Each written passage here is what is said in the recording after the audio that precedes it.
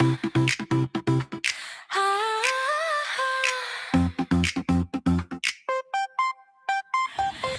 got heels in a grocery bag, lipstick crooked, wig on drag. Says he's entrepreneurially inclined, but somehow always broke by 9. Claims he's rich, claims he's slick, claims his phone just died real quick. Asked for change with a business grin, invest in me, you'll never win.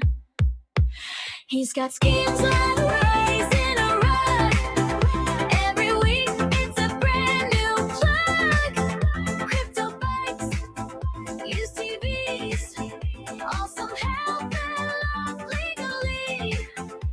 Rev says, buddy, spot me a smoke, I'll pay you back. No, that's not a joke. Next thing you know, he's gone by dawn with your lighter and your favorite song. He crashes couches, ducks his past, promises rent that never lasts. Does odd favors, pulls wild strings for smokes, hot meals, and borrowed things. Says he's famous, says he's deep, says he barely even needs to sleep. But every night he's counting stars from behind some closed down bars. Rubbing boots, revving lace, rev with glitter on his face. Talking big with an empty pack for more smokes. He'll empty your sack.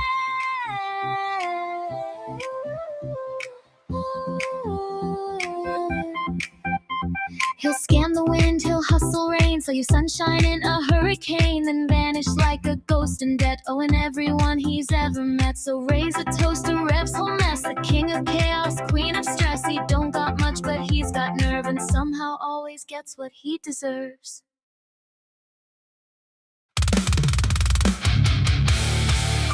Oh no, not Rev.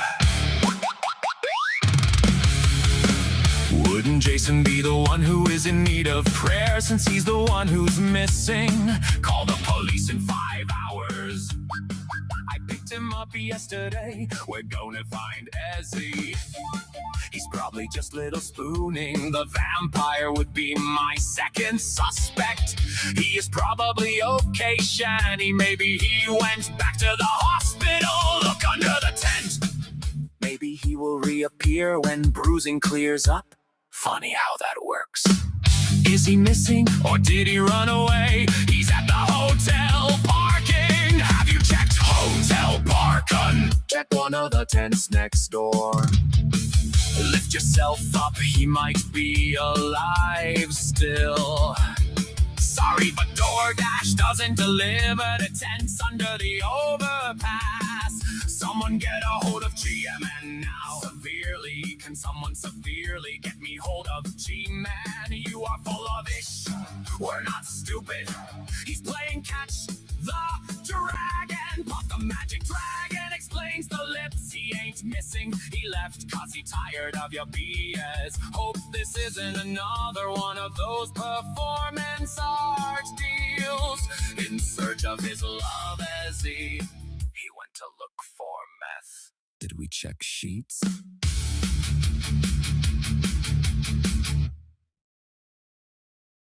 Well, he sneaks out late from a riverside tent, leaves behind Shanny. Now she's wondering where he went.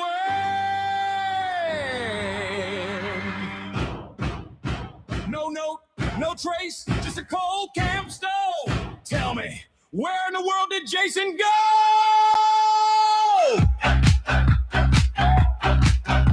He was last seen lurking by the muddy shore, talking about leaving, couldn't take it no more. Packed up, nothing left his boots behind. Now Shanny's searching, but she's losing her mind. He could be drifting down a highway lane, catching rides in the back of a rusted out van, or hanging out where the night folks play. But no one's seen him since yesterday. Where in the world did Jason go? From the tent by the river flow. Did he split real fast? Did he take it slow? Ain't nobody here who knows. Where in the world did Jason go? Shanny's searching high and low, from the bridge to the liquor store. Where in the world did Jason go? Check the campsite, not a crumb to find, just a busted chair and a warning sign. Some folks say he was heading south, mumbling plans with a cigarette mouth. He could be hiding in a roadside dive, telling tall tales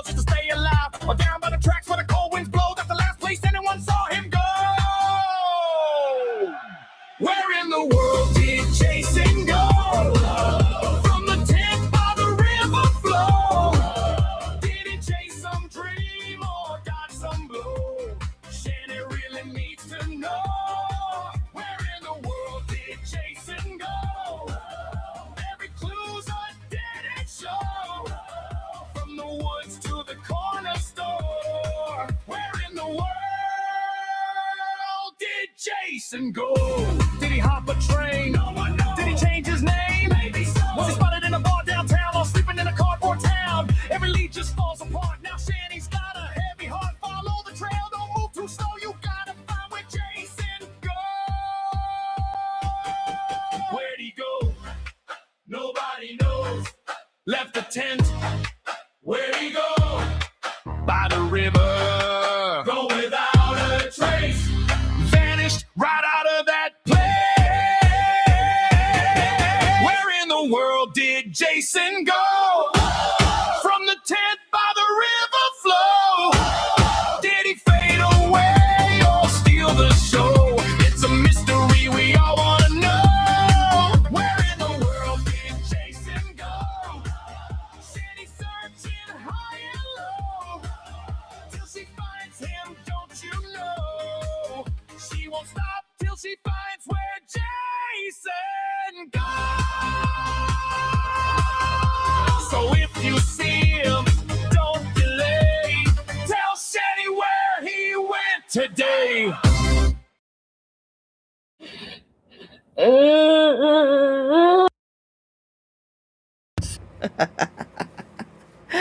Hello, everybody. What's up?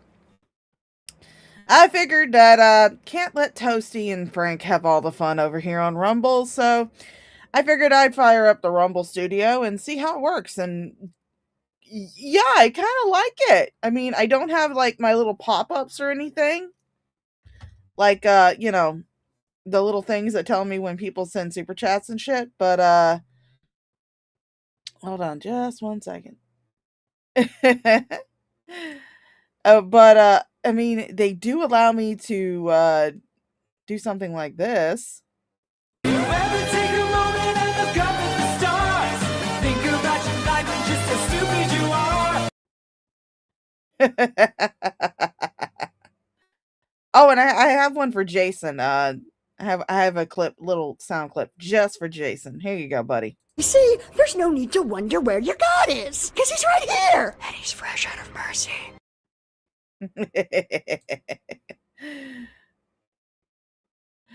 Oh, hello, everybody. Let's say hello to everybody who's in the chat. Let's see. Hello, members only. How you doing, darling? Hello, Pariah Quail. Just me and Pariah Quail going back and forth for a little while. Hey, Mr. Feared, how you doing? Hi, Red Feather. Hello, QTC. You get to catch up while you do your makeup. Well, I'm catching up myself. Last night was raid night, so I was like, yeah, I'm not streaming cow shit. Plus, you know, Mama Shaw, she kind of had some issues going on yesterday. Turns out she has the flu. Turn that down just a little bit.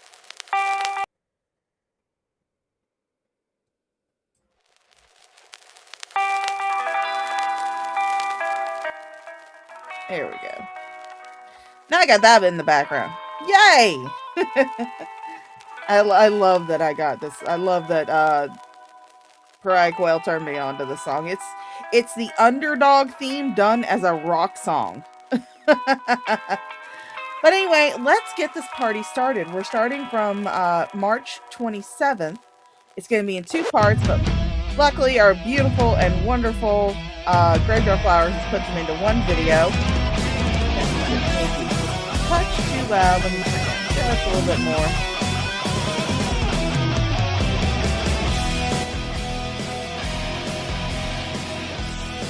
Here.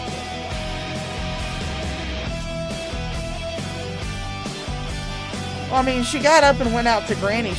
Oh no, wait, she had a doctor's appointment today. So she's out at a doctor. She's actually out going to see Tio orthopedic specialist for her shoulders. But yeah, it was really weird. Sunday she went out, did her normal thing, went and played pool, and then when she came home, she was feeling very shivery. She didn't have a fever, but she was just feeling really cold. Like, it's like 83 degrees right now in Florida. It's been in the 80s for the past few days. But she just felt really cold, really shivery. Oh, the music is still kind of loud.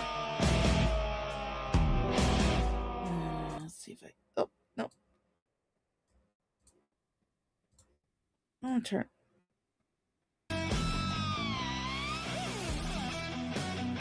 There. How's that? Is that better? I like having me some background music. But she came home, she felt really shivery. And it just progressed from there. It actually got to the point where early yesterday morning, like probably around 5:30, we had to call the non-emergency fire department because she had slid off her bed. Now, I've been harping... Okay, thank you. Good. I've been harping at Mama Shaw that her bed is too tall for a while now. And this just kind of proves my point that her bed is too fucking tall. Hey, 9 lives. But anyway, enough about my life. Mama Shaw's doing fine. She got up, went to the doctor's today. So she's doing okay. She was feeling better when she came home yesterday. So hopefully things are just gonna pan out. But let's get started with this bullshit, shall we? I didn't cheat you! So yeah. I may have to actually pause the music for a few minutes. This Jason is Jason's kind of low, so we'll pause the music for just a second.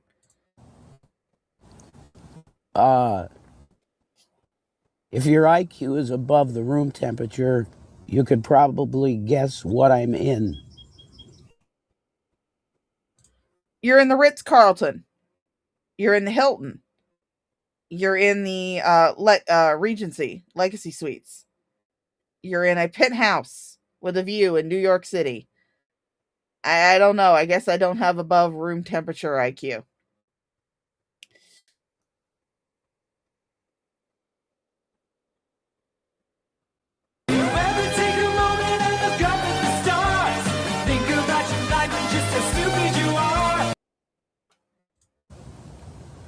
Oh, Rev is in like an insane asylum in Harrisburg. You know, the state the state hospital for the rest of his life. Well, maybe you're right about that. But I can't really try and hide the fact that I'm in a tent. So, well, I mean, you also can't hide the fact that you're clearly on meth. I mean, holy shit, those lips. Man, those pipe burns are really coming in good. Yeah, I'm in a tent. The location of which will not be known. But I'll tell you, I mean, you cannot tell us the location of it, but it would still be easy for people in Scranton to find, because all they would have to do is follow the smell. I can make this a fucking rant and rave. Yes, I'm still wearing this shirt. For those of you that are going to go to me, that's really weird that you're still wearing Ezzy's shirt. Well, it's not really Ezzy's shirt, okay? Yeah, she gave it to me and wanted me to model it for her. Yeah. But everything that had to do with her, in my mind now, has pretty much been inverted this way. Is that just because she didn't want to come pick you up and take your baby carrot? Personally, someone like you who looks like you, Jason, especially with those cracked ass fucking lips, I wouldn't want you anywhere near me. I mean, I wouldn't want you anywhere near me anyway because I'm asexual, but, you know, I wouldn't want you anywhere near me. Especially with those cracked ass fucking lips. And I'll say that about the whole end of the Tommy arc. Oh my God. Deal. You call it the Uncle Tom arc. Yeah. The end of that arc of the story was... He kicked you out. He got tired of your bullshit, or at least his kids did. Because from what I understand from the rumors that I've heard, this is all alleged because obviously Uncle Tommy and his kids are not on YouTube. They're not commenting on anything. But according to rumors that I've heard, Uncle Tommy's pretty much on his deathbed. So either Uncle Tommy or his kids got sick of your shit, got sick of you ruining that fucking house. Got sick of the cops being called because you and Shanny couldn't stop being toxic pieces of shit, and he kicked your ass out. Very bad on my part. There you go. You're gonna say, "Oh shit, she got to him." That's it. That's all it took. Oh, I heard the name of Demetrio. There's a crew. You have to have a crew, because if you don't, you get lonely out here. You just start drinking, and then drinking leads to, I support and love it, but weed smoking, and then weed smoking leads to sometimes meth and other things. Yeah, which I think you have definitely gone down that rabbit hole. So obviously having company around didn't help you. Goodness. Didn't help you in the least. I've seen it in front of me. So if You've done it. Fuck the seeing shit. You've done it. you want to say, "Well, Rev, that sounds really conservative. I thought you were a progressive." I am. I think they should legalize all drugs.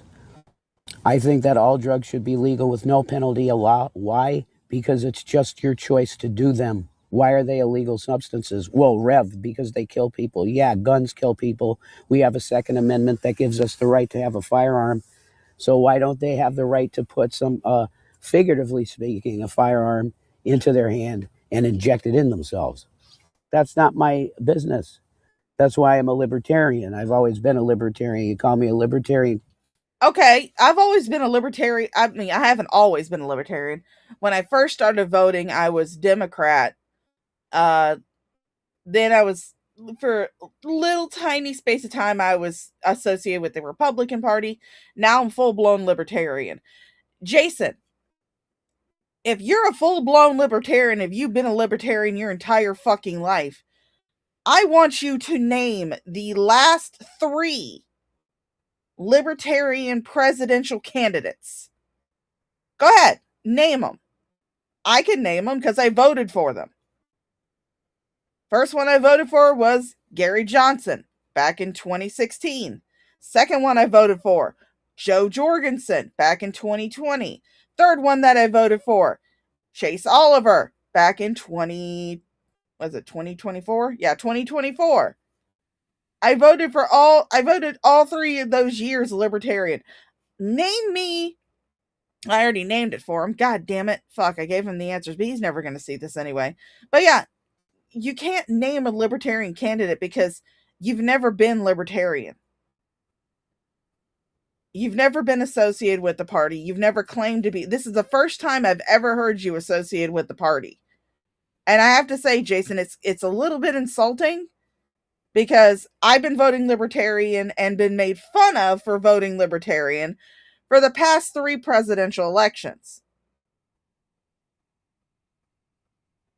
But yeah, I mean, I do agree with you as far as, I don't think they should criminalize drugs.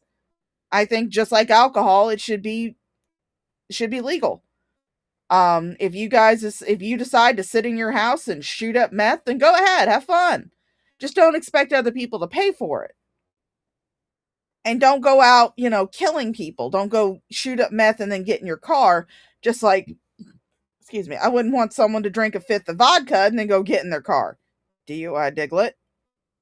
But, yeah, I mean, I'm all for decriminalizing drugs. I'm fine with it.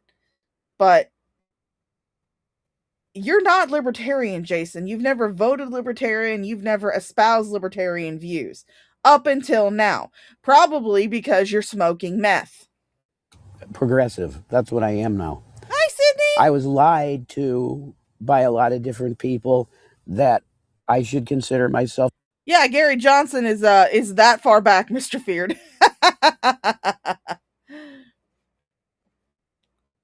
Yeah, Eye in the Sky. I wasn't really politically minded back in the I don't even, was I even old enough to vote back in the Ralph Nader days? I have no idea.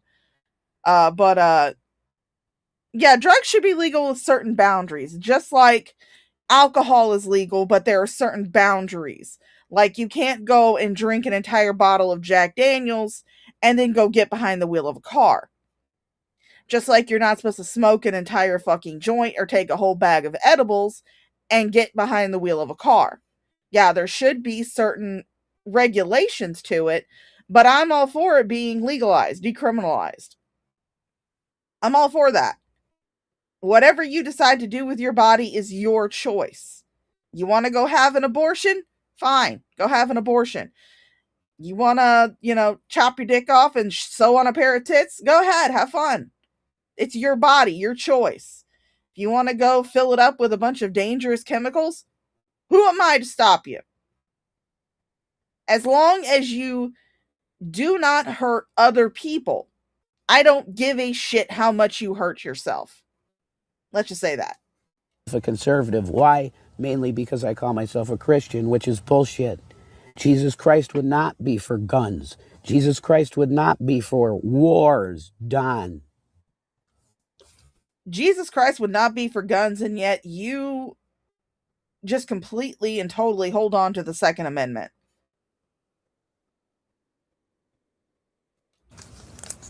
Never knew war. Wars are bad. Always bad. Oh my God, I can do a really good Trump with this new voice of mine. What, your crack voice?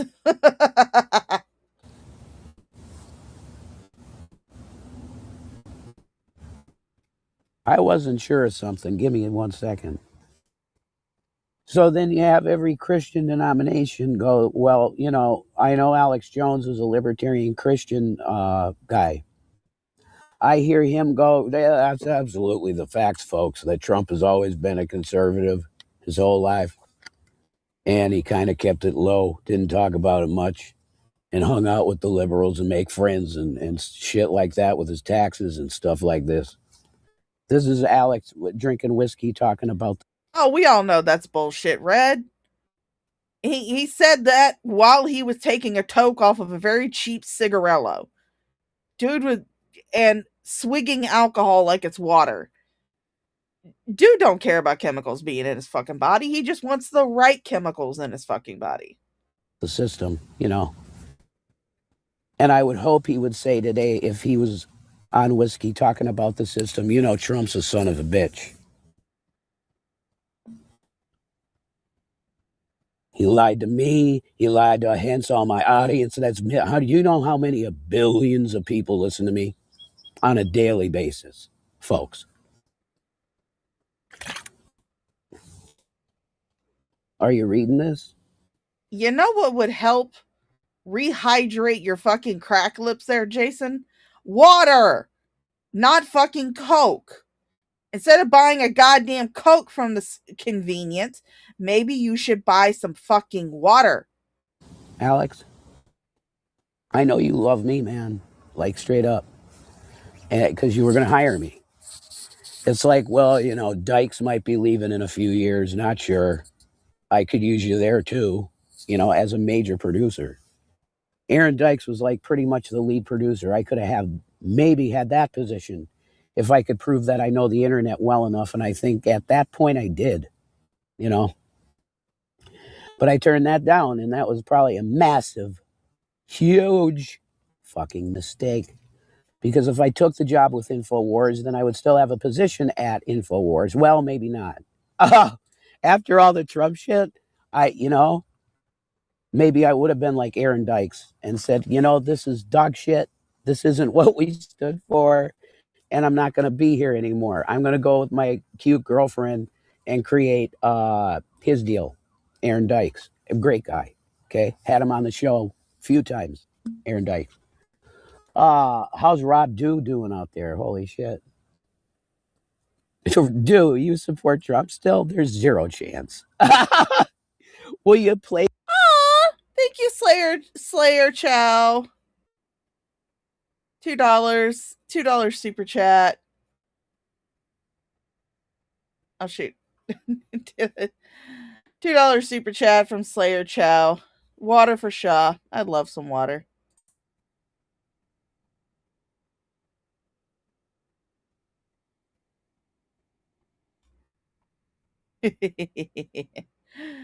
Yeah, there was no job at Infowars. There definitely wasn't. But yeah, unfortunately, while I'm using Rumble Studio, my little pop-ups won't come up. But still, donate to me, guys. I am poor and I need money. I like money. I'm not above begging. Hey, Kate, the toad, Alex, the golden toad. That's what we call him. Didn't Alex Jones go on this giant rant about chemicals in the water and making the frogs gay? So if he's a toad, which is an offshoot, which is an amphibian, in the same family as a frog, does that mean that Alex Jones is gay? Will you placate him? Yeah. Why? You want a paycheck? Dude, I'm in a tent down by the river. No, there is no river here. What the fuck am I talking about? Chris Farley, it's not a van. I'm living in a tent down by the river, Hey, Pagan. I fucked up. I'm reminding myself of sort of like Woody Harrelson right now. Okay? Or maybe that's just complete hallucinations of being. Oh, you are definitely hallucinating. I honestly, until it's proven to be a grift, which I do believe that it is a grift, until it's proven to actually be a grift, I'm going to go with the assumption that you went into a complete and utter psychotic break, and that's why you're currently missing from the tent. In a spot. That or you're under Shanny's fat folds, one of the two. Between heaven and hell and earth in the same, it's between those spaces that where I'm at exists. Because it's called the homeless, which Charlie would have told you is what? Knock, knock, motherfuckers. Holy shit, I'm making a video, Demetrio. I'm ranting. I could pause it. And here we go with part 2. So, all right, I was in a tent, and now I'm outside like the Lord was in the light. He said that, it's written that all the teachings that Jesus did, he did in the sunlight, in the open. Why?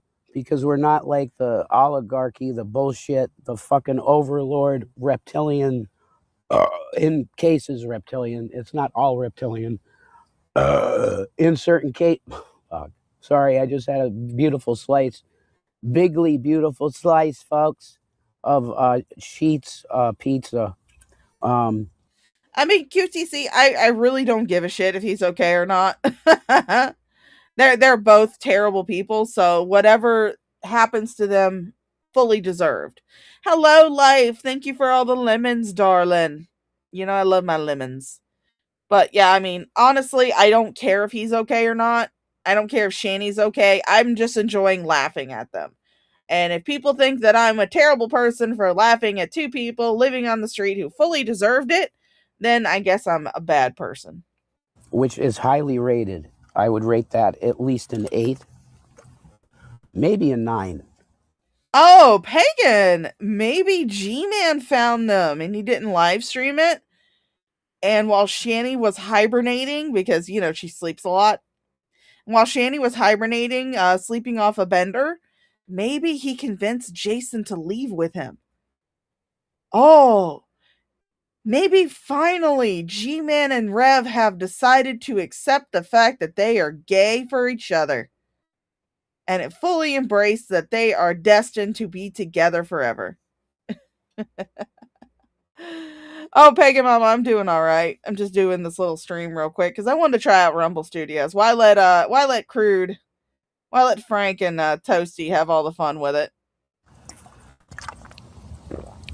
So I was feeling good for a second for a certain reason. And I said to myself, I want to make a video for the folks because it's bullshit. You know what I mean?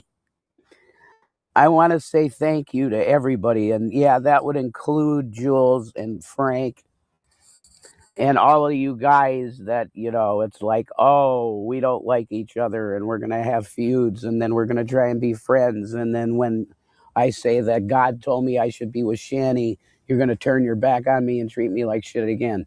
So, and Jason, you completely fucked over Wookiee, and I'm not defending Wookiee. People can defend Wookiee all they want to. I don't care.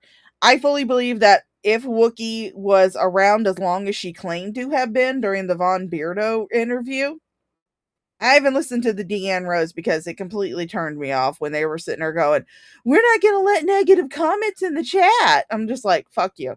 But I did watch some of the Wookiee interview, and if Wookiee has been around as long as she claims to have been around, and she claims to have been around as far back as the fucking Great Debate days. So I'm not defending Wookiee, because if she'd been around that long and she'd been watching Shanny and Jason for that fucking long, she should have known better. She really should have known better. So I have zero sympathy for her getting fleeced. I don't have a lot of sympathy for any of them getting fleeced, because Shanny and Jason constantly show their true colors all the fucking time. So I could give a little bit of sympathy to someone who just found them, doesn't know there's lore, doesn't know their background, and is giving them money because, they feel guilty about it. That's fine. Someone like Wookiee, who allegedly, according to them, have been watching Shanny and Jason since the Great Debate days, you can fuck off. I don't have any sympathy for you. But yeah, people who are giving money to you specifically are not going to continue to give you money when you get back with Shanny, because they don't want to give money to Shanny. And that's just show business. There's no business like it in the world. That's true.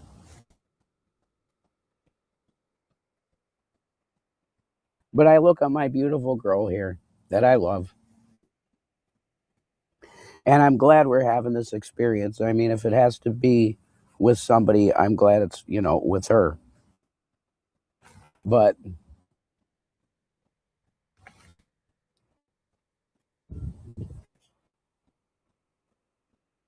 my main message I wanted known, and the reason really in the beginning was the spark of what made me do the video, and it's rambling as usual. But that's part of what I do, Yeah, that's kind of part of your psychosis. You just ramble about random shit that nobody gives a crap about. Oh, also, hi, G-Man's Gay Thoughts. I love that screen name. That is an amazing screen name. But it may... yeah, I do think that G-Man would totally live stream it, but, it's a fantasy that I can have. That G-Man found Jason, and they've run away together to live out their absolutely pathetic, neurotic, psychotic, gay lives. So... I just want to say that humanity as a whole doesn't really give a trash about homeless people. Sure, the church will do cool things. Jason, up until you became homeless, or you were on the cusp of homelessness, you didn't give a shit about homeless people either. You could have cared less about homeless people when you were living it up in fucking Colorado. You and Shanny dissed homeless people and people who needed assistance. But all of a sudden, money ran out. You guys were on assistance. You were on the cusp of homelessness. And now all of a sudden it's like, holy shit, we love homeless people. We're advocates for homeless people. Yeah, because you knew you were about to be one. And go out there and say, we'll feed your ass, we'll clothe your ass like Jesus said to do. You dig? But the real rejects, the ones that, for whatever reason it might. Oh, Red, there is no interpreting Jason's insane ramblings. It's just all pure psychosis. And I told you mine is real weird. It's just that YouTube decided that my reputation was worth laughs enough to make my life unlivable in terms of an actual career anymore. And that's why I continue to talk to you. No, YouTube did not decide that. Your own behavior decided that. You were the one. No, YouTube did not force you to threatened to beat up a child. YouTube did not force you to get arrested for kicking a kid. YouTube didn't force you to kick a kid in the first place. YouTube did not force any of the trolls, didn't force any of that on you. The YouTube and the trolls did not force you to give up alcohol, cold turkey, get wet brain, become even more fucking retarded than you already were to start with, and then leave a house that was fully paid for, to move to Colorado to live in a series of increasingly more expensive apartments while you spent thousands of dollars a day on cheap ass fucking weed. YouTube and the trolls did not force that on you. That was all you, and that was all the ham planet that you're currently attached to. Although not currently, because I guess he's missing. It's pretty much my only option now.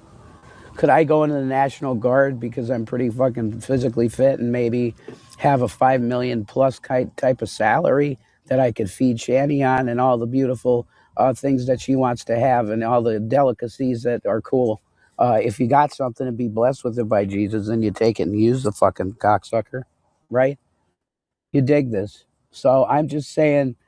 That's the thing, though. You wound up blowing $750,000. Now, I don't know if that is the total of what you had, what you inherited from your mom, or if that is a combination of what you inherited from your mom plus credit card bills, because you don't understand how credit cards work.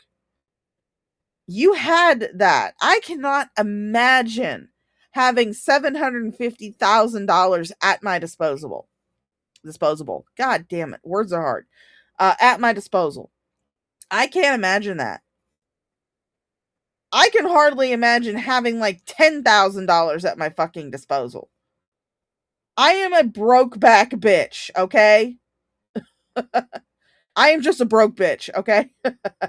But if I had $750,000, you know, one of the first things that I would do, I would buy a house for me and Mama Shaw to live in. And then I would also hire a fucking financial advisor. You had one of those. If I remember correctly, it was your cousin. You had one of those. It was your cousin. But Shanny fired him when she gave you wet brain. She fired him when she gave you wet brain. So you just fucked up. That in general, and especially I'd say I would put a ridicule on Scranton government because that's where I am right now. I'm in Scranton, PA. Oh shit. Squirrel moment, guys. I got distracted. I just got a notification on my phone from one of the history channels that I follow. They cover British history, but you know, I'm weird like that. They just released a video that said that, I mean, I haven't watched it yet, but I see the title of it. But it says, DNA test confirms identity of the princes in the tower. Holy fucking shit. I will definitely have to watch that after I get done with the stream. But for those of you who may not follow all that shit like I do, the princes in the tower are Prince Edward and Richard Shrewsbury. That's what it is. Richard Shrewsbury and Prince Edward, who was supposed to become King Edward.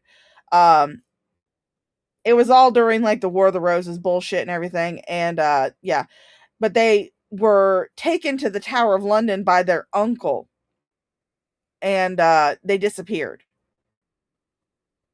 And so their uncle Richard eventually became King Richard because, you know, the boys disappeared. And nobody knows where they went. Nobody knows how they died. It's been one big mystery. But while they were refurbishing part of the Tower of London, they found two small child-sized skeletons, and that's who they believed were the princes in the tower, and they were interred in Westminster Abbey. But nobody knew if they were actually the princes in the tower. So if there's like a DNA test that proves that those are the princes in the tower, holy shit, that is going to solve a big fucking mystery. Mifflin Okay, paper Randover. company, dog shit NBC, that basically used the city for income, and really don't bless them that much with nothing. How many? Let's take a guess here of how many trillions of dollars will start there.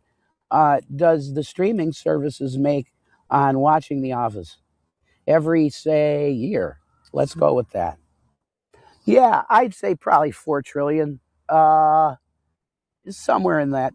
And as it gets bigger, which it always will, because I mean they're starting to have smartphone, satellite type, crazy internet access in Uganda, and places that are, before you know it, they'll be with the pygmies, and they'll have a 5G tower frying their fucking pineal gland. You know what I mean? Just like us. That's why we're so destroyed, insane in the membrane, insane, got no brain. Do you know what that song was about? It's MK Ultra, really. That song, from what and I'm not a follower of Insane Clown Posse. I believe that's who the song is from.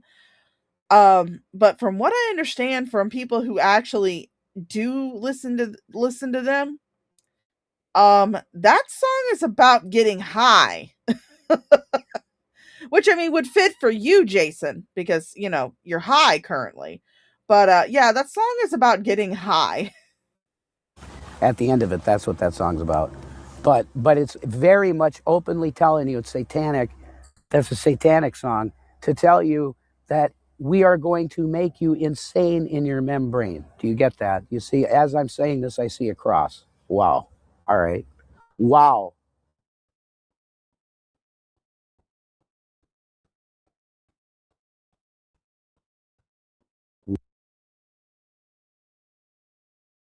I forgot I muted my microphone for a second while I was adjusting a few things. And Jason has gone from being just fucking psychotic to having active hallucinations. Yay! Wow. Oh, thank you, Jesus. I see Jesus on the cross right now. I have an open vision. It's as it was, he just said, and he's hanging there. Now, what you're seeing is something where the human, I don't know exactly what it's called, but there is a phenomenon, and it's basically all humans do this. Humans will find recognizable shapes in vague, like patterns and shit. And that's what Jason's seeing. He's not seeing Jesus on a fucking cross. He's probably seeing a fucking church. Hey, Whoa. Jinyu. I'm sorry. I'm having like a spiritual moment with you right now on a video I'm recording. Oh, I feel protection and Jesus in the air. Like this land is anointed that I got my feet on for right now. Not because I'm some kind of awesome person. I'm a piece of fucking dog shit. And Shanny would Oh, I'm glad you agree. tell you that. I ain't a PDF and that stuff though. I'm not a wife beating asshole. Thank you, Jinyu, for providing the word, although I'm not going to try and pronounce it because my dumbass brain would absolutely butcher it. But thank you for providing the word. Not a all that bullshit she said. It was because we were mad. That shit. It is what it is, and it came out on the internet, and I feel horrible about it. So actually, I'll probably name this video "I'm sorry, Shanny lives," or if she says Shanny lives. I don't know. I think it's Shanny lives, but she's always Shanny for Christ to me.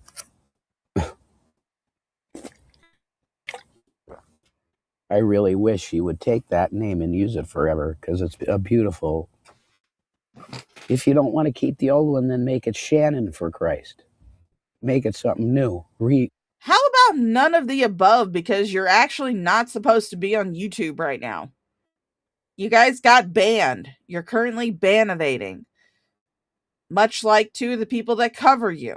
They are currently ban evading. Rebirth name. Shannon, for Christ. Get rid of the Shanny, because, man, yeah. That name is what you would now call infamous of YouTube, Shanny. So change that. She could change her name, Jason, all she wants to, just like you could. It's not going to negate the fact that your voices, your faces, everything. Hell, you guys had a channel called The Losers Club. And for a long time, you didn't show your faces. But everybody knew who the fuck you were. Everything about you is that fucking infamous. Shannon, instead. You're the real Shannon anyway. Not that other, all the guys thought she was hot, whatever her name was. Whatever, that's Shannon. No, you're the real one.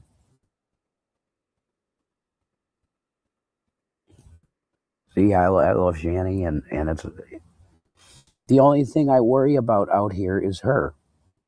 That's it. You should be worried about yourself, too, because you are having a clear and active psychosis. I could go home to the Lord tomorrow with a heart attack because my dad died when he was 47. Oh, hold up. I got it. Oh, shit. I thought I had it, but I don't have it anymore. I can't find it, but, I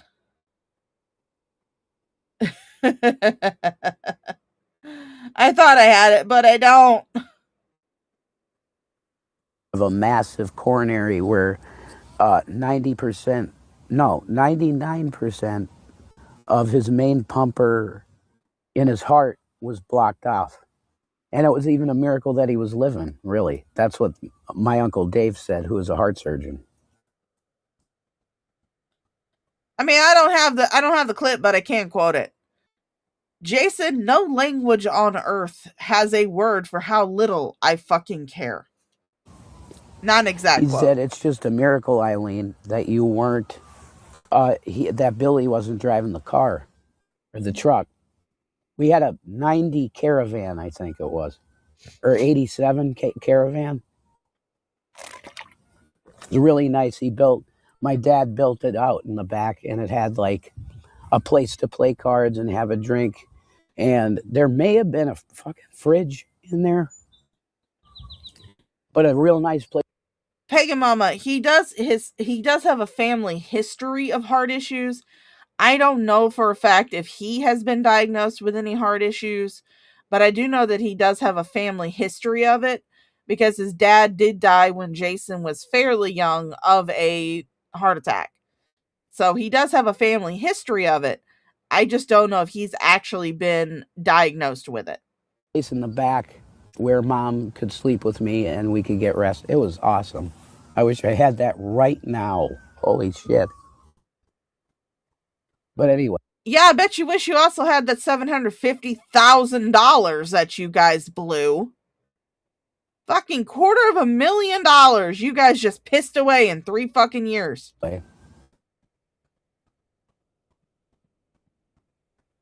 Life is very interesting. I'll tell you that. But I praise Jesus for an open vision of him on the cross. And I just have to ask you, here it comes. Yeah, if you guys hear weird noises, I do know that there is another video. I guess it's on Jason's channel. I haven't seen it on Frank's channel. I haven't seen it on Graveyard Flowers yet. But I'm going to go see. I'm going to let this play. Don't worry. I'm not going to leave you guys without any entertainment. I'm just going to go and look and see if they have any newer videos since this one. But I am going to mute myself. But if you hear weird noises, that's just my opera. Oh, Jesus, right? He's going to talk about the Bible. I click off the video. Well, you just killed yourself again. You get this. If you clicked off my video when I mentioned an open vision of Christ, and I have a question for you, then you're going to go to hell. You're going to be in the lake of fire, man.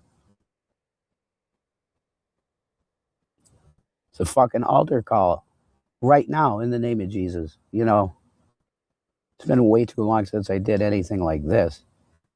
And yeah, I could have JC do it for you too. I do love Jesus, He's my Lord and Savior and everything like that. And I really do love him in my heart of hearts. That's all pink and sparkly on the insides. You know, I really love Jesus. You know, he's my Savior. And as you can really feel God in a place like this, because I'm out here homeless with Jason, fucking asshole. I'll always tell you how much of an asshole Jason is because he's phony. He says that he's always nice to girls, but then he treats Shanny and me like dog shit all day because he's a fucking asshole. I hate you. Oh God, Jason, and I'm back. Oh God, Jason, please don't tell me you're starting to have multiple personalities. Fucking hell. Jason, he could fuck himself. Even though he is a little hot. There. Having one of your personalities find yourself hot is peak narcissism as far as I'm concerned. Holy fucking shit. We thought Shanny was a narcissist. Jason is a fucking narcissist too. Oh my God. There you go. There. Oh, people love that. That's my drag character. Shanny. Oh, she's like whatever. No, she's just relaxing in there, and she's beautiful. And not according to that image that you showed us. She looks like a fucking hot mess. But given that it's Shanny, it's not too surprising. I love Shanny. Wow. Is that Air Force One? Bro! Air Force One! Holy shit. Blue and white. You do realize that there are other planes that use a blue and white color scheme, right? There are other planes. Fuck? Blue and white fucking Trump. Fuck you, Trump. No, I'm good. I will. You know, holy shit. That was Air Force One. Shit. That was probably an innocent plane that you just tried to yell at. And I say tried because there's no goddamn way that your voice is going to carry all the way up to that plane. And also, planes tend to be pretty soundproof. Their walls are rather thick. He literally has said twice now, fuck him, and gave it the middle finger. I can't disagree. I ain't getting into heaven. People tell me probably my odds aren't that good. Yeah, that's right, Don. You tell the people exactly what you are as a lesser magic, very low IQ Mason. But at the same time, he's not dumb at all. That's the secret Trump. The Trump you see is the one where he's on the WWE with fucking Vince McMahon and he gives him a stone cold stunner and it's bullshit. It's stupid dog shit and it makes no sense. Now I'm seeing Don over here with his fucking hair. What the hell is that about? Fuck you. You're an asshole, dude. You know, you betrayed everybody. That we thought you were something and you're dog shit. You know, you're worse than Obama. Way worse. Why are you way worse? Because you convinced people that you were a populist when you were a fascist in your heart. Barack Obama believes in progressivism, and he's open about it. Well, with a Democrat veneer, which is very polished and awesome looking. Barack Obama is a perfect political specimen. Yeah, you didn't say that when he was president. No, you threatened to shoot him with a gun, which is how you got 5150'd. Jason, you can try to sit there and say that you're all of a sudden this big, you believe in the Democratic Party, you believe in their message, you know, you love the Democratic Party, you love their candidate, shit like that. But your past speaks otherwise. And I'm not saying that people can't change their political alignment. They absolutely can. I just find it amusing that it took you losing everything, all of your money, your house, everything, for you to change your political alignment. Because when you were rich, you were all about Trump. You were all about the Republican Party. 100%. Absolutely. But now that you're homeless and you're depending on social services, all of a sudden you're full blown, yeah, let's be a socialist nation. You're wanting to adopt that type of economy. You're the reason why I would never approve of a socialist state. Because of people like you who would fully take advantage of it. In my opinion. If they ran him again, he would win in probably 97% of the vote. Something close to that, I would guess. Maybe 90, not high 90s. High 90s, folks. Red, he has no idea about the Libertarian Party. Someone probably told him a few things about it that he agreed with. He doesn't know jack shit about it. He's not always been a libertarian. I doubt that even with me naming 3 libertarian presidential candidates in this live stream, that he would even be able to name them. Because he's not a libertarian. He's just not. Big deals against Trump. No doubt that Trump loses. He loses big. Whoa, that was real good. That was a really good Trump. I'm proud of myself. Could you please pray for Shanny's tooth? I'm going to ask for prayers today in the name of Jesus. Oh, what's wrong with Shanny's tooth? Is it rotting out with the rest of them? For Shanny's teeth. They are. Oh, he had to. You bet Shanny was giving him a dirty look when he said, pray for Shanny's tooth.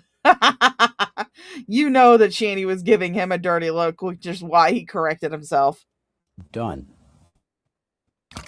And it might be a little while before you hear from her. I'm not sure because of that mouth situation.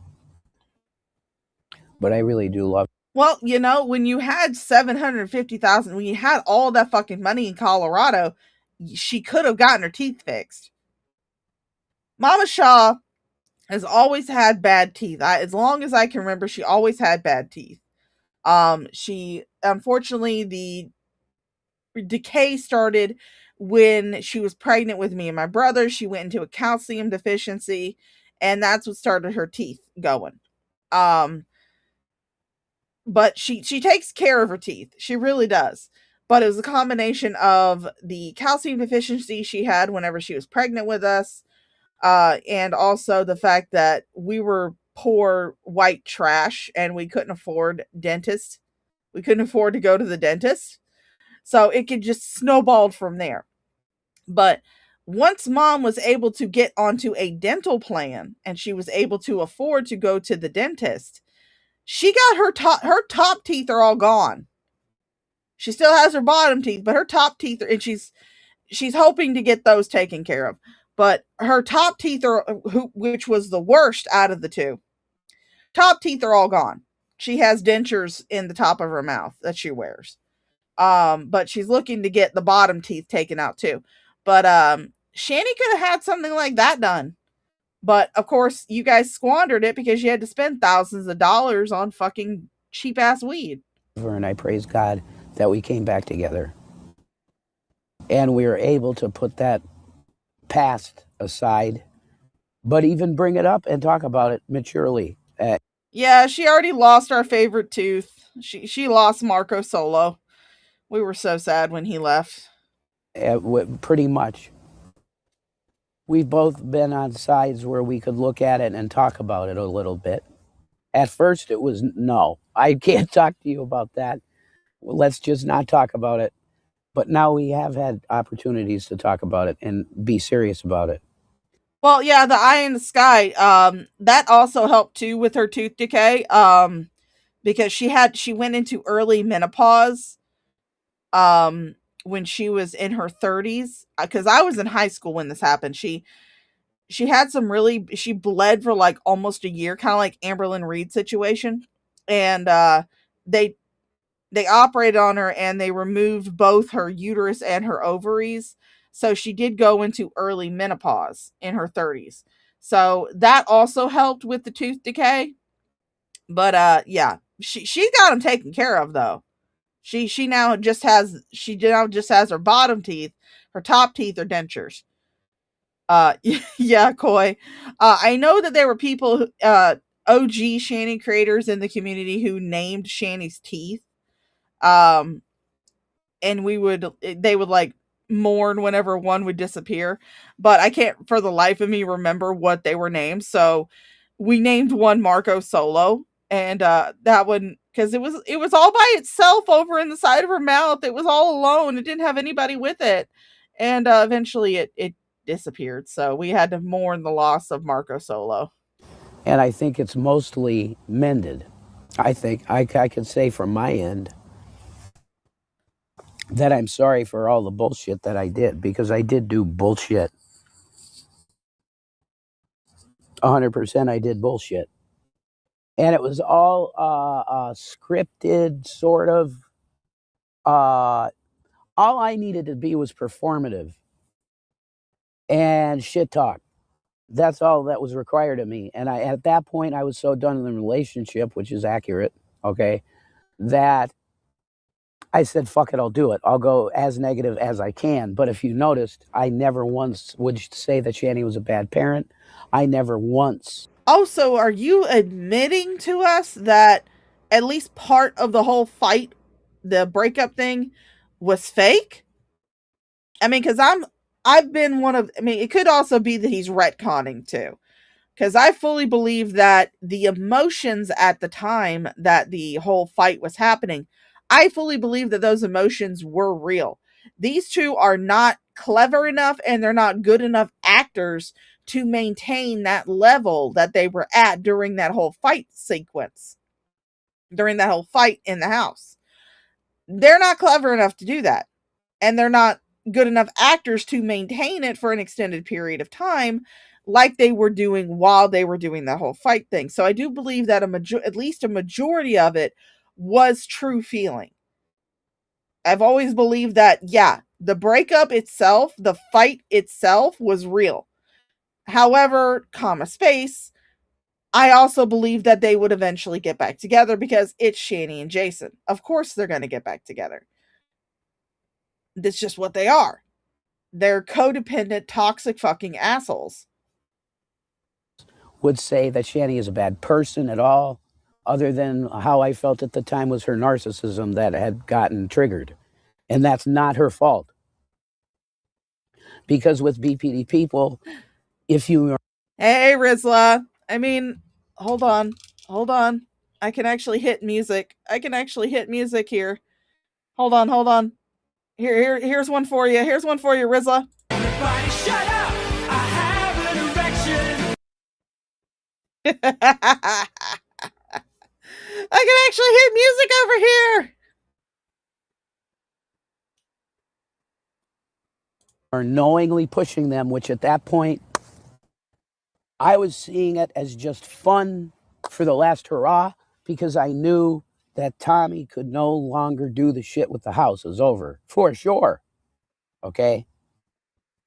So there's an element of it that I was thinking about Tommy, because Brent just a week before showed up at my door, and he's... Yeah, again, I fully believe that Jason in this instance is retconning.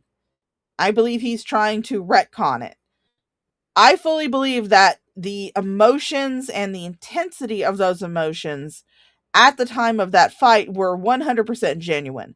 Because again, based on past instances where they have faked breaking up, they are unable to maintain the story for too long.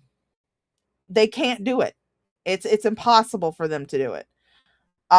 So I fully believe that the breakup and the fight itself was 100% genuine, but I did hold out the fact that, yeah, they're probably going to wind up back together again.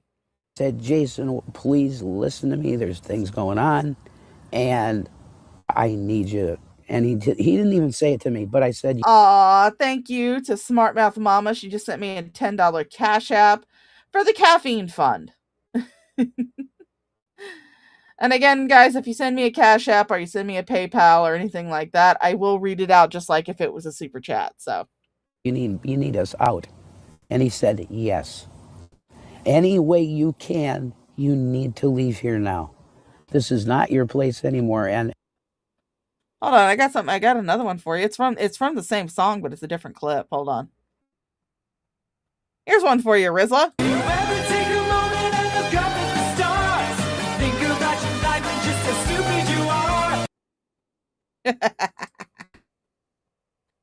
and it's just, there's a lot going on. And he said, when I said to him, I thought I lost my family because of the alcohol, really.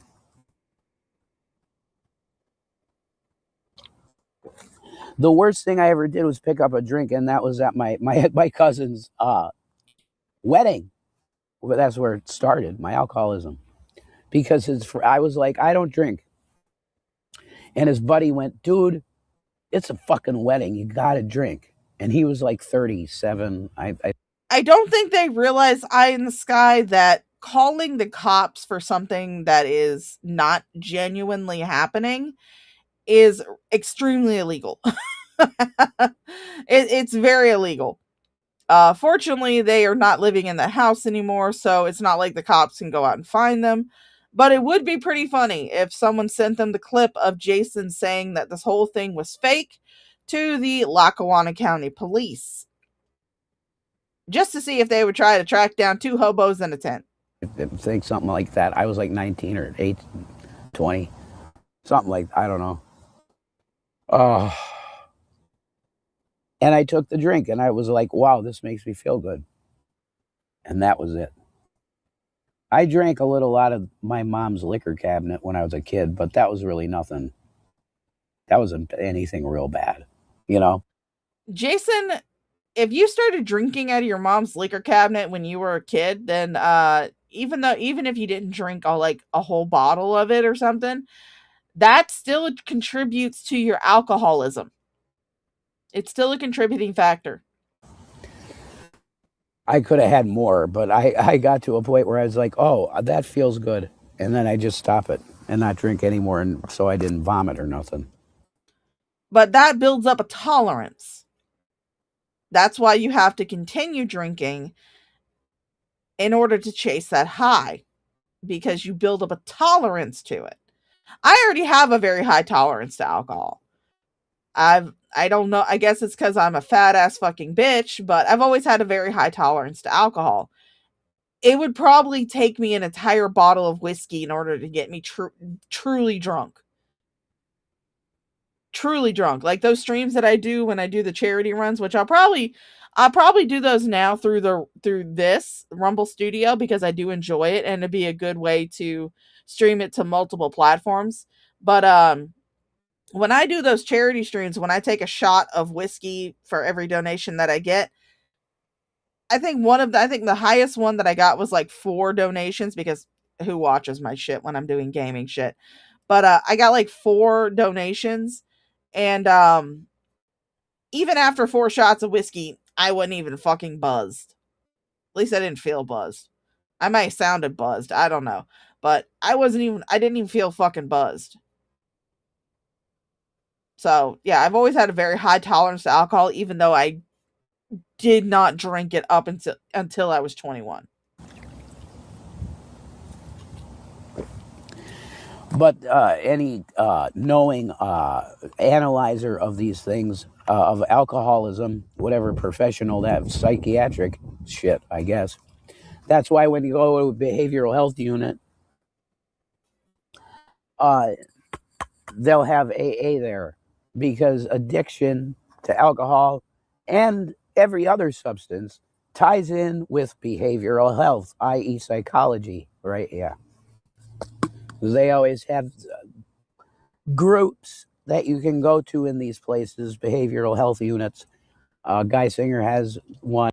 Yes, Pagan Mama, I know that you watch my gaming streams. I saw you last night when I was doing the raid. I know you do. There's some people that watch them. I understand that it's not what a majority of my audience watches. And the place I told you about, Brooklyn, not Brooklyn, bitch. Brook Glen, okay?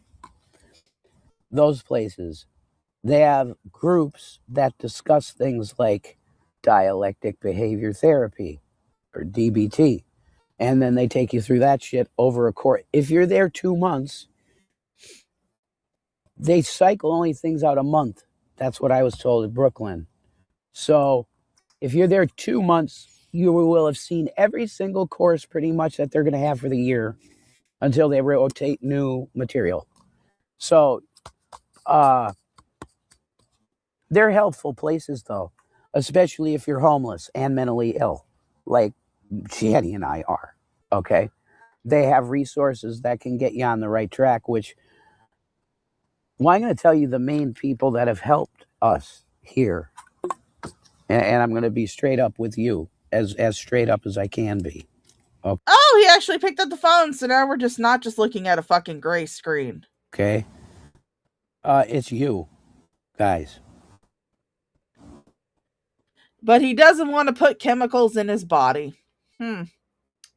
Gee.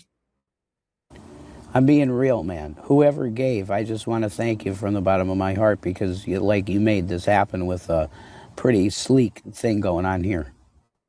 And it does bring a tear to my eye. It really does, that you would care and hook us up the way you did and provide a lot of cool stuff that we needed, including that, yeah. And they'll go, and including the meth that you're clearly smoking. Yeah, buying them cigarettes. No, it's things that every homeless person kind of desires, and we're just here to provide to, give them out. Because everything when you're homeless is a tithing table. And I'm going to tell you that at the 20th hour, right now we're at the 20-minute mark of the video, that Jesus Christ is coming soon. And if you don't know him today, then you need to know him now. Not you need to know him yesterday. The day before yesterday, you should have known Christ in the womb. Well, you knew Christ in the womb.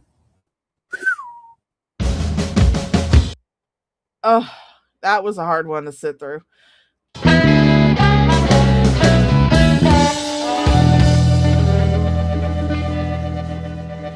Yeah, there's no way that he is not on some kind of hard substance. They're not showing it off, obviously.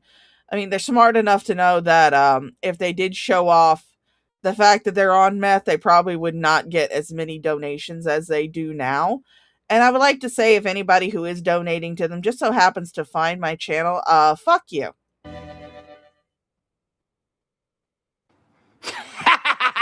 All right, so we're going into an oldie but a goodie. This is from February 20th, 2020. So this is back when they lived in the townhome in Colorado. Shanny likes to say that she's a good person. She wouldn't wish any type of hardship or anything else onto people, even if they don't like her. Well, this is going to definitely contradict that statement. Because as you can see, we're starting out with a very happy Shanny. She's clearly fucking high as balls. And you can definitely tell how old it is because I can count at least 4.5 teeth. So that's how you can tell. That's how you can kind of age a Shanny video. Just count the teeth, like rings on a tree. Here I am, naked and in pain in my bed, and I got some not one, not two, but just a bunch of fucking good news, and seeing just all my enemies go down in the floor, but not anything I do. No, it's God. God is taking my enemies down and just he's just Shanny, I do not need to have you reenact what your asshole sounds like after you have Chipotle. I really don't.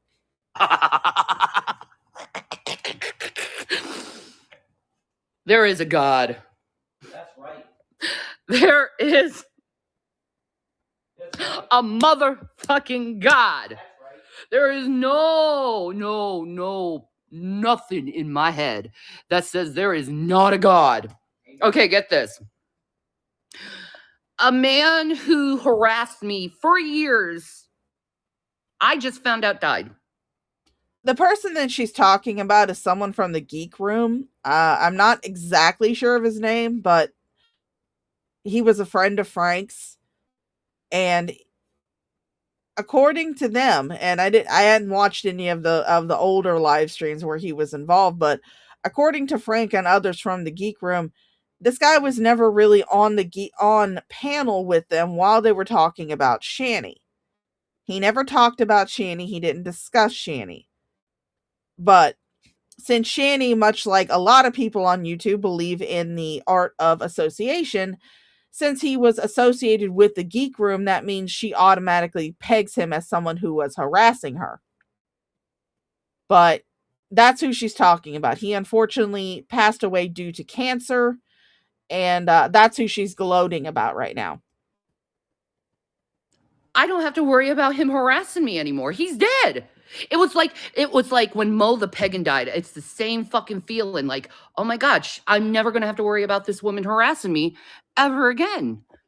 It's the same with the other dude. Okay, so now that he's taken out like two of my main enemies out right now. Okay, now here's another thing. My other enemy, everyone can know, aka Charlie Gold. You cannot say anything about me going to jail ever again, motherfucking free spirits. She never went to jail.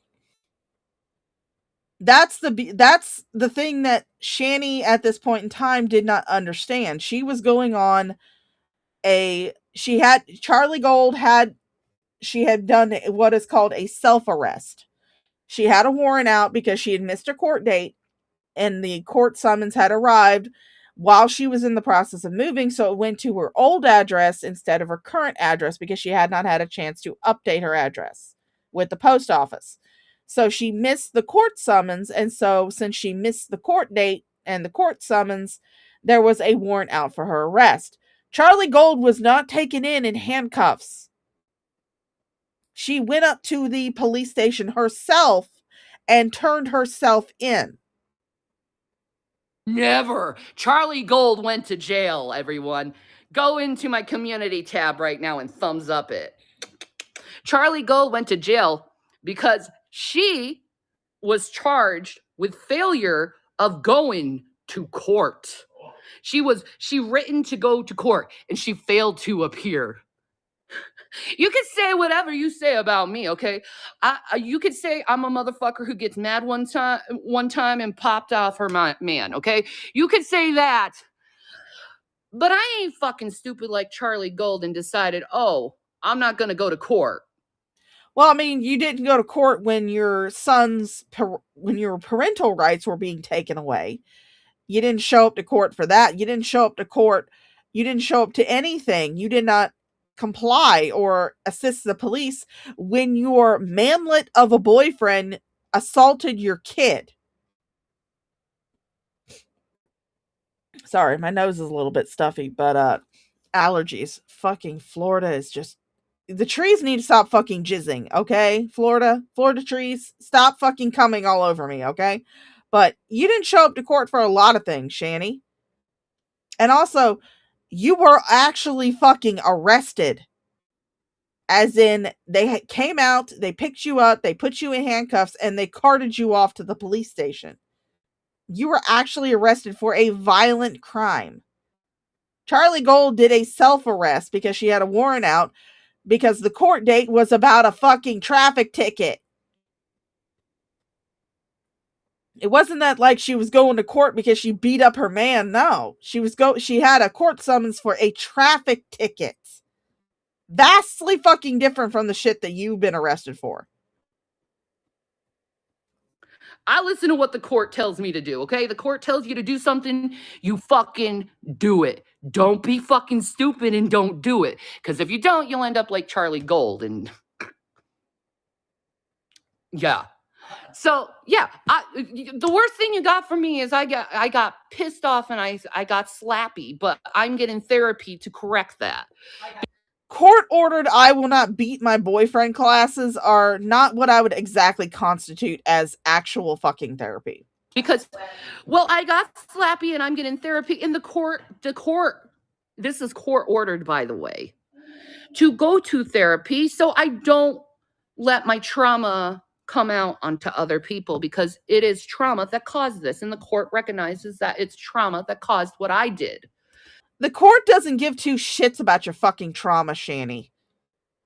The court doesn't care. That was why they put a protection order on Jason that YouTube broke almost immediately. Because, yeah, there were, for those of you who don't know, and again, I may get my lore wrong, and people who were around at the time can correct me, but from what I understand, when Shanny got arrested for beating Jason with a fetish whip, and slapping him across the face, she had to take court-ordered I will not beat my boyfriend classes.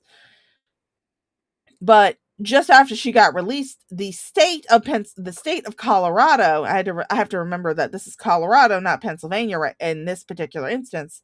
The state of Colorado put a protection order on Jason. Shanny was not supposed to be living with him. However, they broke that. Jason set her up for a few days in a very nice hotel, but then he not only broke the lease on his apartment when he got Shanny into another apartment, he also broke the protection order because he almost immediately moved in with her. And people know this because during that time when they were not supposed to be living together due to that protection order, Jason was streaming a lot in a closet. Him and G-Man have a lot in common when it comes to that. Both of them like to stream in closets, and they desperately need to come out of them already. So Jason was mainly streaming in a closet. And he was trying, convince people that, him and Shanny weren't living together, blah, blah, blah, but everybody knew that they were. Charlie Gold, on the other hand, she purposely and knowingly avoided going to court when she written doing that. So let me ask. Charlie Gold would, after this video was released, would release a video explaining herself. And basically what it was again, the court summons came to her old address. She was in the process of moving. She was still, getting everything settled in her new address. And she had not had a chance to update that address with the post office. So that court summons came to her old address. It wasn't that she was purposefully ignoring it. It wasn't that she purposefully didn't show up. It was just that the court summons went to the wrong address because she had not had a chance to update it yet. That's the whole reason. Ask you. Meanwhile, Shanny knowingly did not go to court, did not go to any of the hearings or anything when it came to her manlet boyfriend assaulting her child.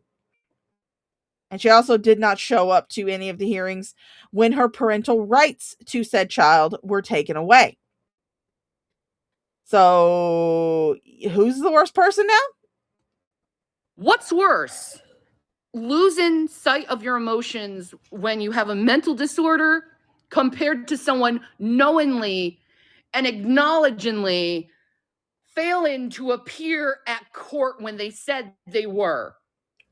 I would say that assaulting your partner, no matter what type of mental illness or perceived trauma that you might have, I would say that physically assaulting your spouse, your partner, or anybody really, I honestly do think that is worse than just not showing up to court.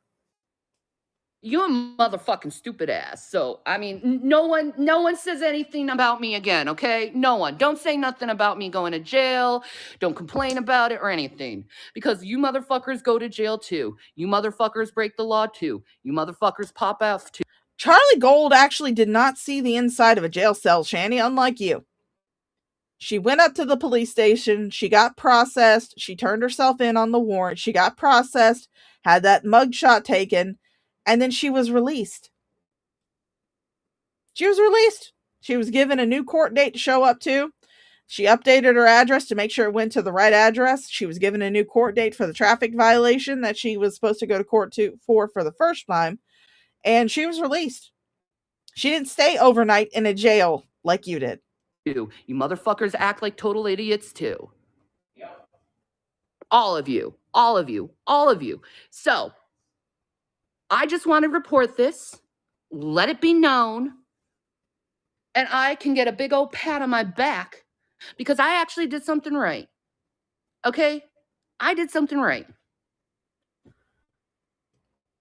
What did you do that was right, Shanny? I just see you gloating over the misfortunes of people that you don't like. Meanwhile, you don't want people to gloat over your misfortunes. You guys got really pissy about that little AI picture that I generated of you two out in the freezing rain because you got kicked out of the fucking homeless shelter for streaming in it. You got pretty pissy about that. You know, I wasn't found guilty of anything within the court, actually. No. I was what the court found out is I'm a sick individual. I need mental help. Well, I won't deny that. You definitely do. And there needs to be changes in structure, and I'm going to be helping with that within how police runs things when it comes. Oh yes, Shanny, because they're going to ask you to help them further advance police. Now, I'm not saying that police handle people who have mental illnesses very well. I'm not going to say that. I do believe that there needs to be certain people who are sent out when mental illness or some sort of deficiency in understanding is detected by the responding officers, such as if they're trying to talk to somebody who has like severe autism. I believe that there should be specialists who are sent out to those locations, to those instances with those scenarios. But I do not believe for 1 second that the state of Colorado, the police department of Colorado, is asking your expert opinion on how police should handle situations where they're dealing with someone who might be having a mental break or mental psychosis. The mentally ill. So there's that good thing going too. Is now the mentally ill are going to be treated with a little bit more respect because of what I went through, which is good, I guess. Yes. But I'm still no Charlie Gold and not listen to what the court says. I mean, you really want that much time in jail, Charlie? I mean, come on. She didn't go to jail. And again, Shanny did this before Charlie Gold released the video explaining what had happened, but the fact that she's like sitting there going, oh my God, Charlie Gold went to jail. Charlie Gold went to jail. Is just laughable, especially in hindsight, knowing that Charlie Gold didn't even see the inside of a jail cell. Unlike you, Shanny. You've seen the inside of plenty of jail cells. That's just so stupid of you. Why didn't you go to jail? Were you lazy?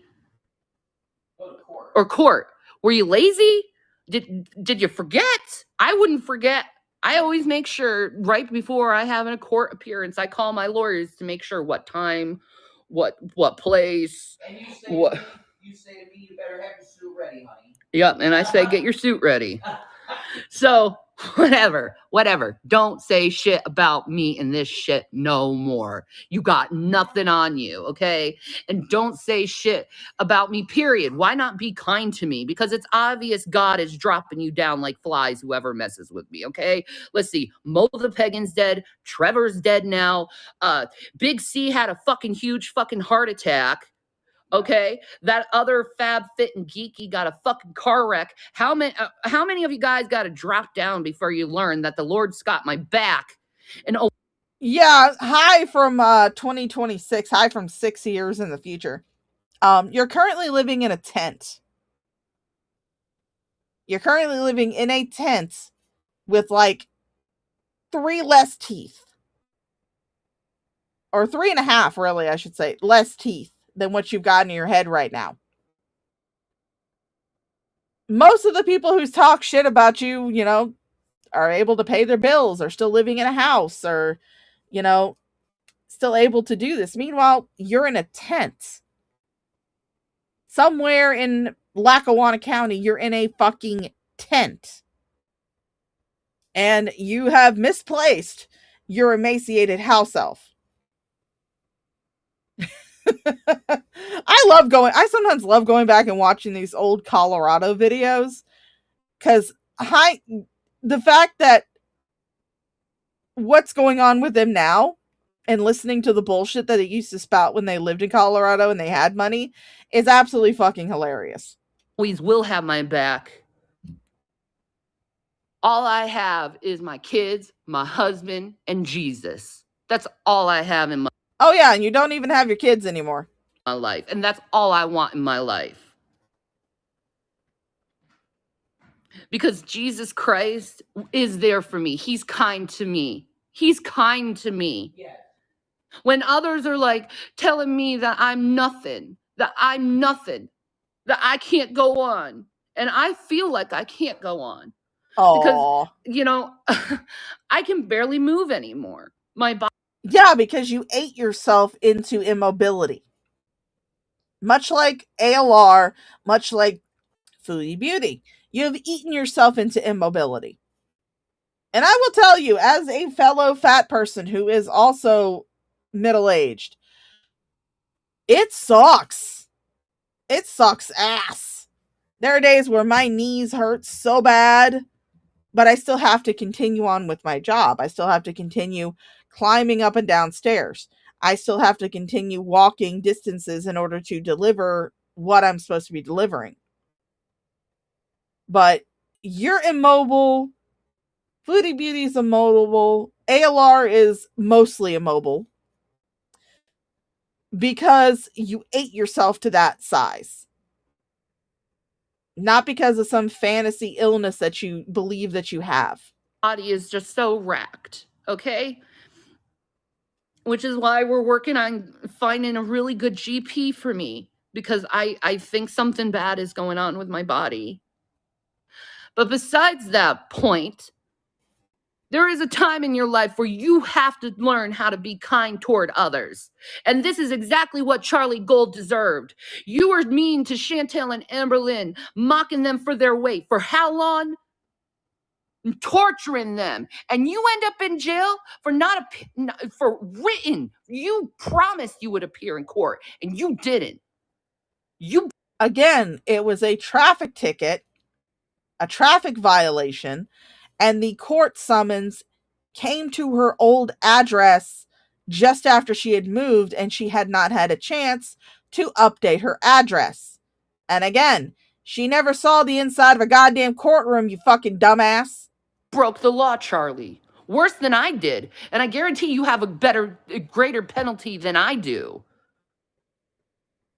Because all I did was just be mentally ill, and the judge. Pagan Mama, she did not. I can go to her community tab post.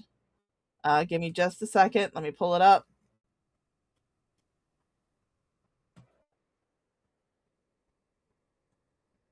Oh, there we go. See, that's the video that I was talking about. Oh, it's a fucking history calling. God damn it. It's a fucking April Fool's joke. Fuck you. I was excited. Fucking bitch. Anyway, we'll go and pull up her channel. Pull up her posts. As you can see right here, Jason has gone missing. I need prayers. It was done a day ago. Some of the comments are fun. Let's sort by newest, shall we?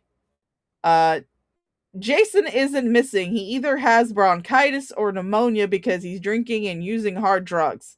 He either went on a binge and got arrested or he's in the hospital. He could be right there next to you in the tent, but you never know, as when you use those drugs and owe people money, you can go missing. And he found... What? I don't know. But someone says, probably in jail. Stay safe. He will show up again with a red A on his forehead. Don't worry, he'll be crawling back to the tent. Give it a day or two. Now all the dumbass is gone. For fuck's sake, people so invested in just hating on others when someone that does come along with common sense and some empathy, the whole world falls apart. Get a grip, people. In honest, what? That had nothing to do with it. He probably left in order to get away from you and get all that money that his uncle's holding for him so he could get his shit together. I doubt that. Some of the comments are just funny.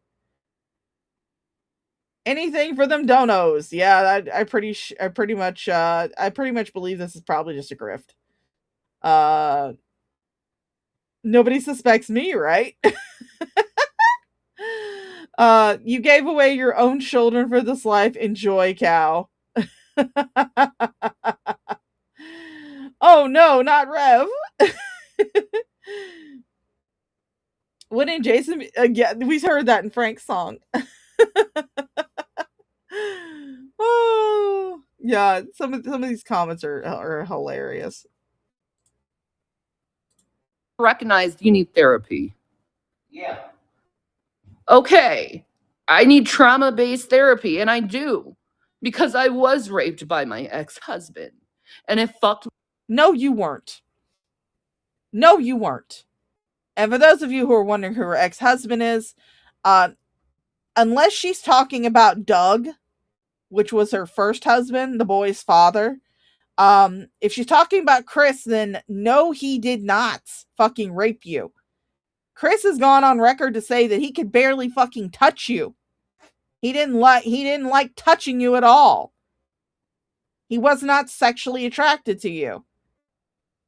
He's gone on record to say that the only reason he married your fucking ass is to help you get your children back. And before anybody starts going off in the comments, he has said that he regrets that. He has said he fully regrets that shit. Fully regrets it. Hindsight is 2020, and at the time he thought he was truly helping bring a family back together. He did not realize that it would lead to what it led to in the present. So he has said that he does fully regret helping her get her kids back. But that was the only reason he married her, was to help her get her kids back. Me up so bad, where I have a problem with male aggression, where a man comes near me and I freak out, I black out, I do horrible things toward them. And it's all based on trauma of what happened back in that time. So I never dealt with it because I was dealing with trying to survive with my kids and dealing with my abusive fucking mother, because she didn't support me in that. The police didn't support me at that time because marital rape was legal in Minnesota at that time. It just recently became unlegal, or became unlegal. Oh, I know that feeling, Shanny. Words are hard. Became illegal to rape your spouse. It used to be legal to rape your spouse. I didn't know that. Wow. If I did, I wish I never married him. I wish I never met him. Because I wouldn't be going through this suffering right now if it wasn't for him. Yeah. So because of all that is stemmed from that. I mean, given Shanny's past for lying, while I do not like questioning the story of a SA victim, I'm going to question it here. Because again, Shanny is very well known for lying. She is very well known for taking other people's stories and adding them to her own lore. She's done it several times, describing the child abuse that she allegedly was under with her mother, which I do not believe that while Betty was not fucking perfect as a parent, I don't believe that she did the horrific physical abuse that Shanny speaks of. I believe that she was more neglectful than physically abusive. But she still made sure that Shanny obviously had roof over her head. She obviously had food in her belly, stuff like that. She made sure that Shanny was taken care of, but I do believe that as far as, I do believe that she was at least a touch neglectful when it came to Shanny's behavior.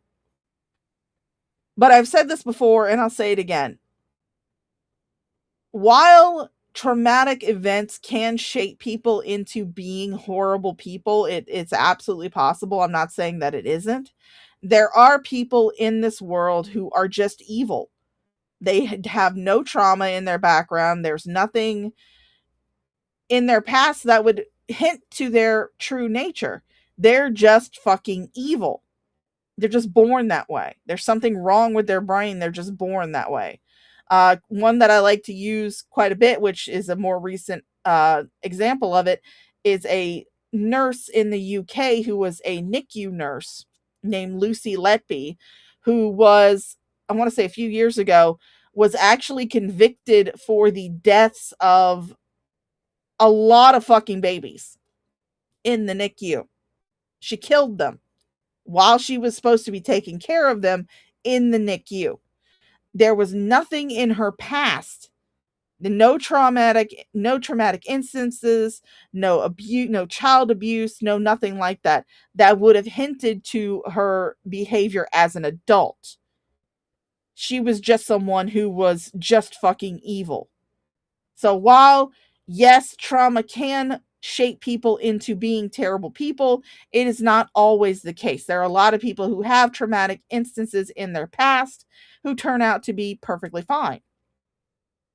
But then there are also people who have no traumatic instances in their past and they turn out to be fucking asshats, fucking douchebags, fucking Shanny. It caused something really bad and damaging in my mind that I did not recognize because I was in survival mode. You know, it was like I got divorced, so I had to survive to get me and my kids going, and I had a hard time working and dealing with pain because of my fibromyalgia, and it was getting so bad, and the arthritis was so bad. Or Shanny, I don't have it on this setup. I really need to work on my Rumble Studio setup, but there is an image of you that I've used on my, that I commonly use when I do this through OBS, of you licking your own foot. It is you holding your own foot up to your mouth. So no, I'm not going to believe that you have this absolutely horrible, debilitating arthritis. Because if you actually had this horrible, debilitating arthritis where you were saying, oh, I can't bend my knees, I can't bend my hips, you would not be able to bring your foot up to your mouth. I don't have arthritis. And I can't fucking do that shit. I can't bring my foot up to my mouth. But you can. And there's actual photographic evidence from a live stream where you did that. It just got so bad where it just was like every shift was just like fucking hell. Just another day in fucking horrible, agonizing pain. Another day. So I had to survive that of working and taking care of my boys and coming home and making them dinner and doing everything a single mother does, you know, while having this tremendous amount of fucking pain and pressure upon my body while doing it. Then I ended up with Jason and we had to work through his alcoholism. And if you ever tried to get an alcoholic to quit booze, it is very heart-wrenching. It is. Shanny, no, I'm not going to believe that, because while Jason, you did that to him, first of all. You were the one that swooped into his life, had him quit alcohol cold turkey. When someone is as severe of an alcoholic as Jason was at the time that you met him, and even now, you have to have medical intervention. There has to be some kind of medical intervention. You can't just do it cold turkey, because it leads to things like fucking wet brain. When he had wet brain, let's not forget this, people. Let's not forget this, people.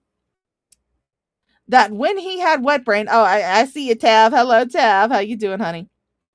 When he had wet brain, Shanny raped him.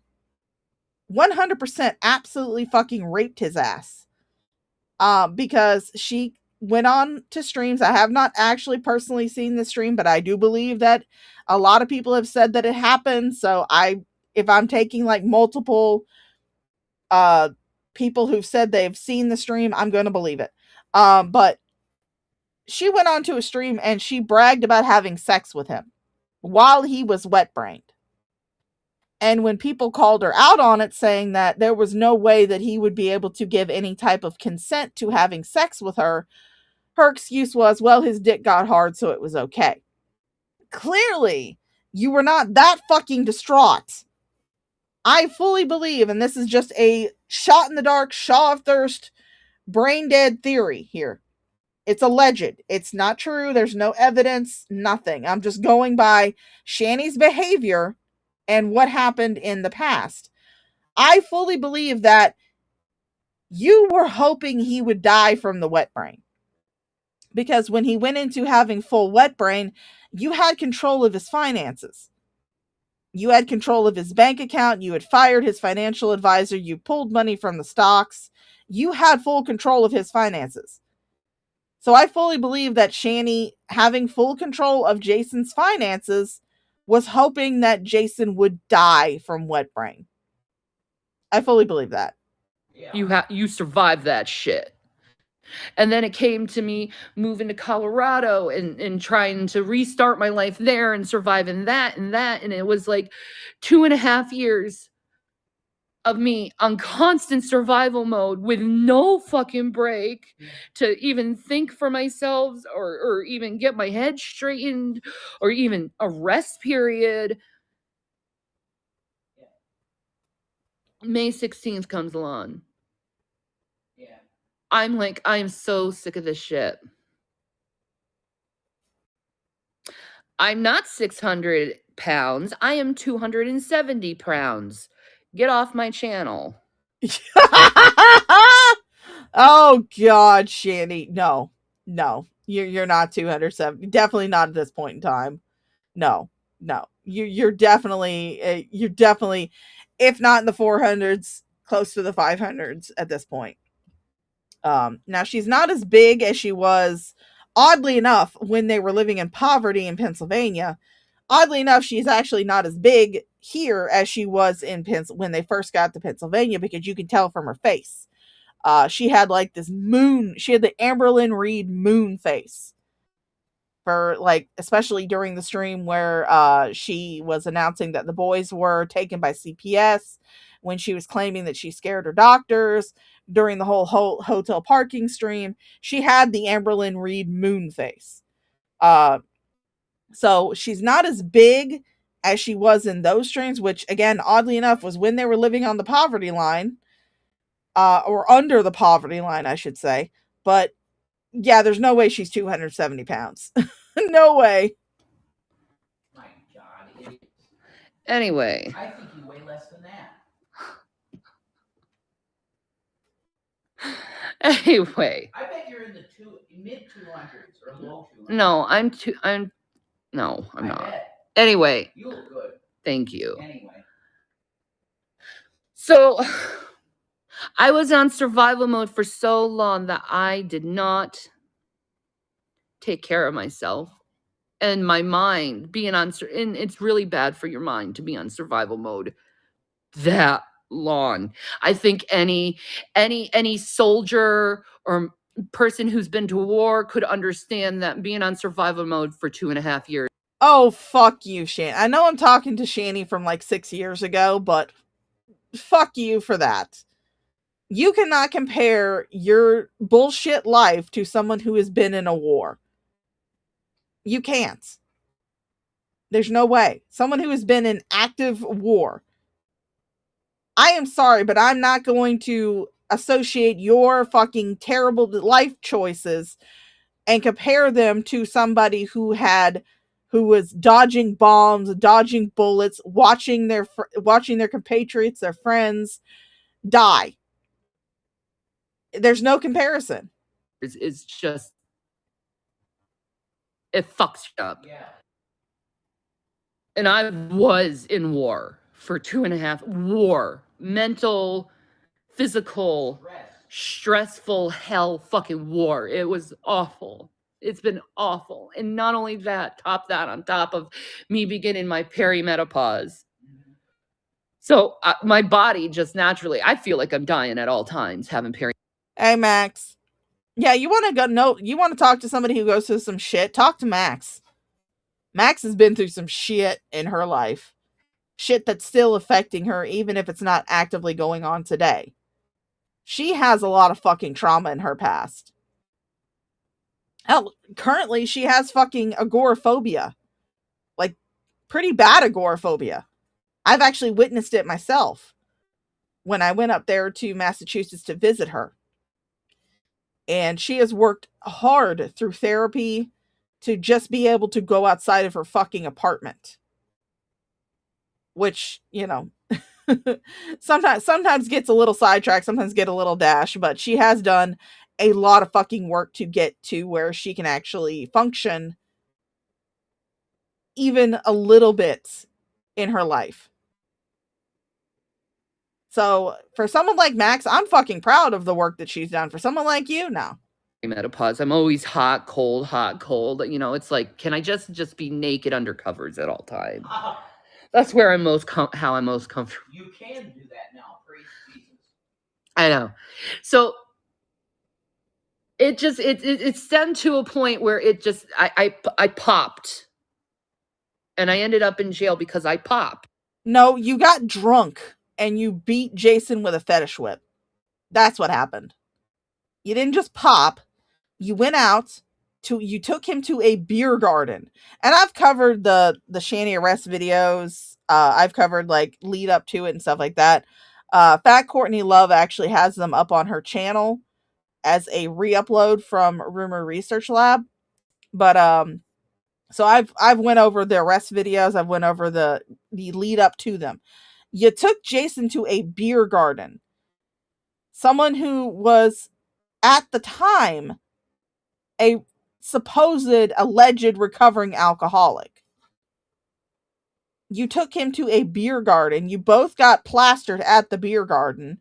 Then you drove home while you were plastered, picked up the kids, drove to a movie theater, got further plastered at the movie theater, and then drove home with the kids in the car. You didn't just pop off, Shanny. No, you were drunk. And you called the cops to try and get Jason arrested for hitting on you when he didn't actually hit you. All the physical evidence that was taken at the time of those arrest videos point to you being the one who was doing the beating. You didn't have a mark on your body. Jason had the marks from the fetish whip that you beat him with. Mentally. And instead of the cops realizing that there was a mental breakdown that was happening, they turned me into a criminal. Yeah, exactly. And the judge recognized that. Mm-hmm.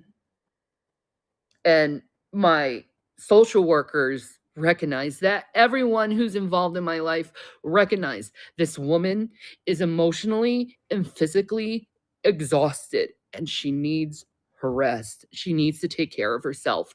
And it's so bad that I can't take care of others at this point. I have to take care of myself.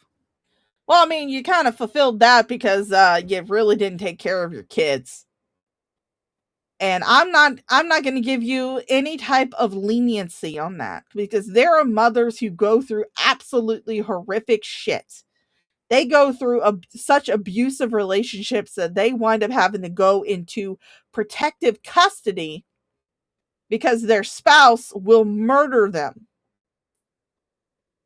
And they have kids. And they still take care of their kids. Because when you're a mother, your children usually, for most mothers at least, your children come first.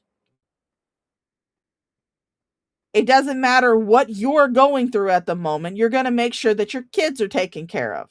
You didn't do that, Shanny. You really just focused on yourself like you always do because you're a fucking narcissist.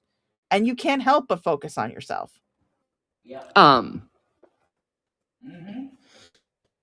And I don't want anyone to call anyone, okay?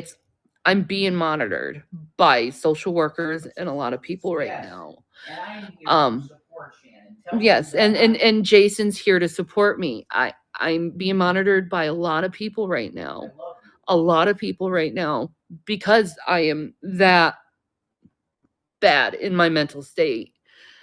No, they're monitoring you at the time because you were a violent fucking criminal. You can sit there and say, oh, well, I wasn't found guilty, so I didn't do anything wrong. Now, just because you weren't found guilty doesn't mean that you didn't do it.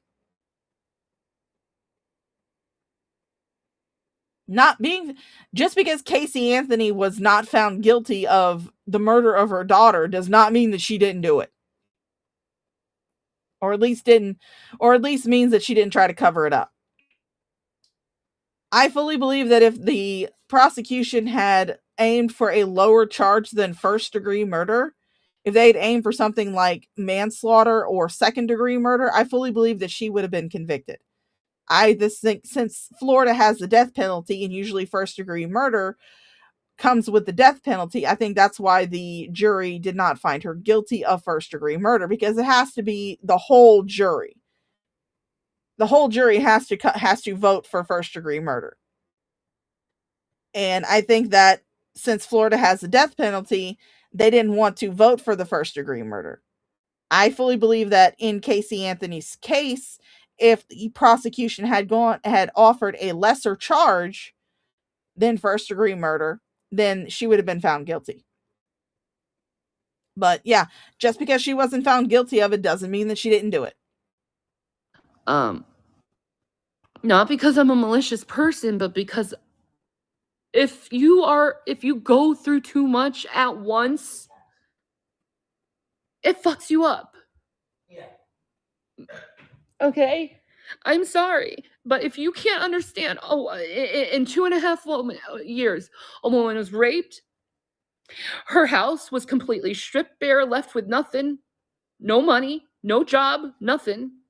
Because the job she did have was his brother-in-law's, and he got her fired.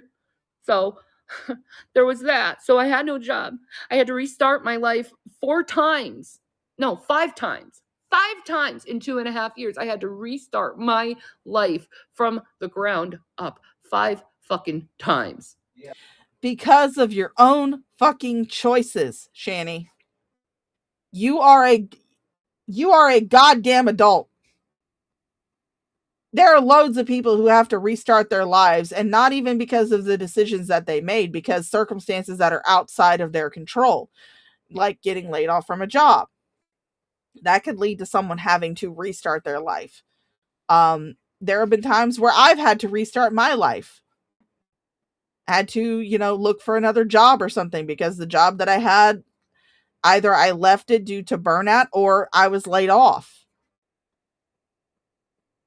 It's not an excuse for you to use to try and cover up domestic fucking violence. I was raped. I was abused by a lot of people, and the whole time I had the internet telling me how much of a horrible person I am, how fucked up I am, how much shit I am, how I should die, how fucking crazy I am.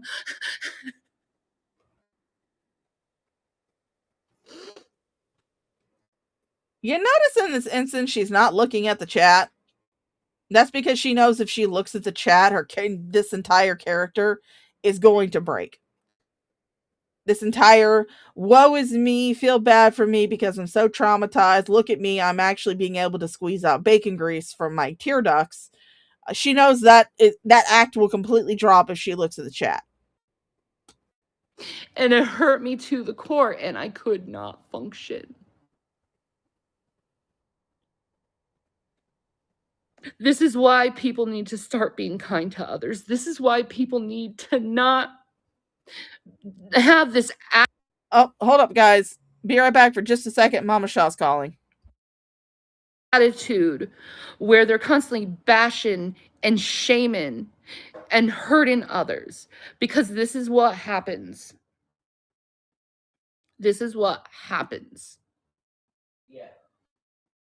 That's why I started going after people like Charlie Gold in Life of a Free Spirit, because they are the main people that causes people like me to crumble at the seams.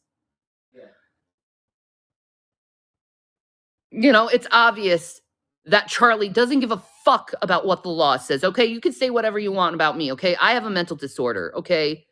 It causes me to have blackouts and rage. Uncontrollable rage. Do you hear that? Uncontrollable rage. Which means I can't help it. Compared to a woman who doesn't fucking respect the law. It's obvious she doesn't respect the law. She didn't even appear in court when she promised to. I do respect the law, okay? I just have problems here. But I respect the law. The judges know that. The judges know that. So were you respecting the law when you accused the police officers who arrested you and who held you in jail overnight of turning you into what you refer to as a jailhouse sex slave? And just a little warning, I may have to flip over to a little playlist or something. Might have to play some of my stupid AI songs for about 15 minutes because Mama Shaw's on her way home from the doctor and she said she's probably gonna need my help doing, like getting her ready for bed and stuff. Make sure that she's okay. So I love you guys, but Mama Shaw comes first before streaming. Not going to turn the stream off. I just may have to step away for a little bit. I'll play you some songs, though, while I'm gone. They know every time I appear in court, I'm dressed respectfully toward the court. Most people go into courts in their fucking jeans, in sweatpants even. Yeah. It's so disrespectful to the court. It's like you can't dress up for the court. You can't put something nice on. Shanny, you don't show up to court. What the fuck are you talking about? Yeah. It's neither here or there. That's just my head. Anyway, Yeah.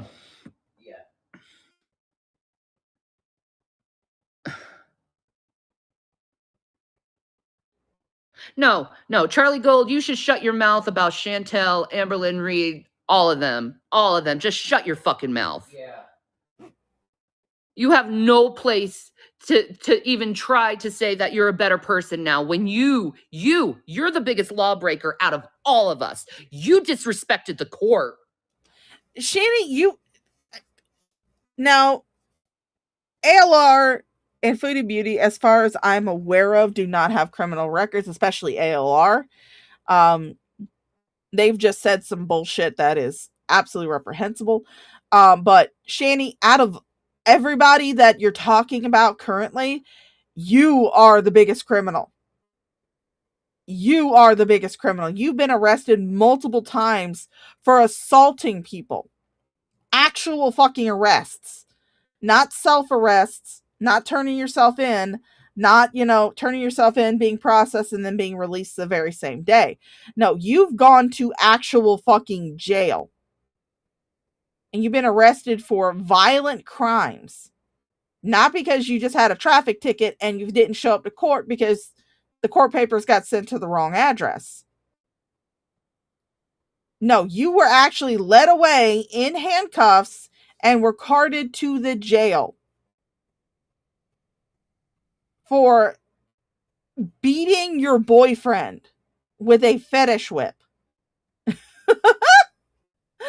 Oh yeah, but she's not as big a criminal as Charlie Gold, who again just didn't show up to court because the court date was sent to the wrong address.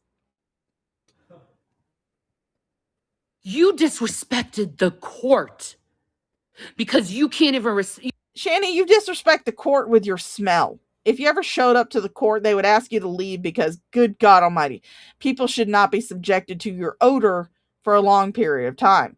You can't even respect your fellow man. Well, of course you can't respect the court.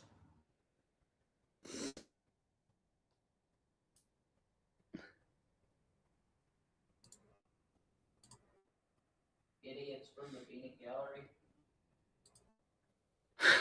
Her blanket hasn't slipped once. Can't she make it a little lower? Oh, damn. There. Are you happy? No, please don't make it lower. Demonetize. Play the music, Jason Nash.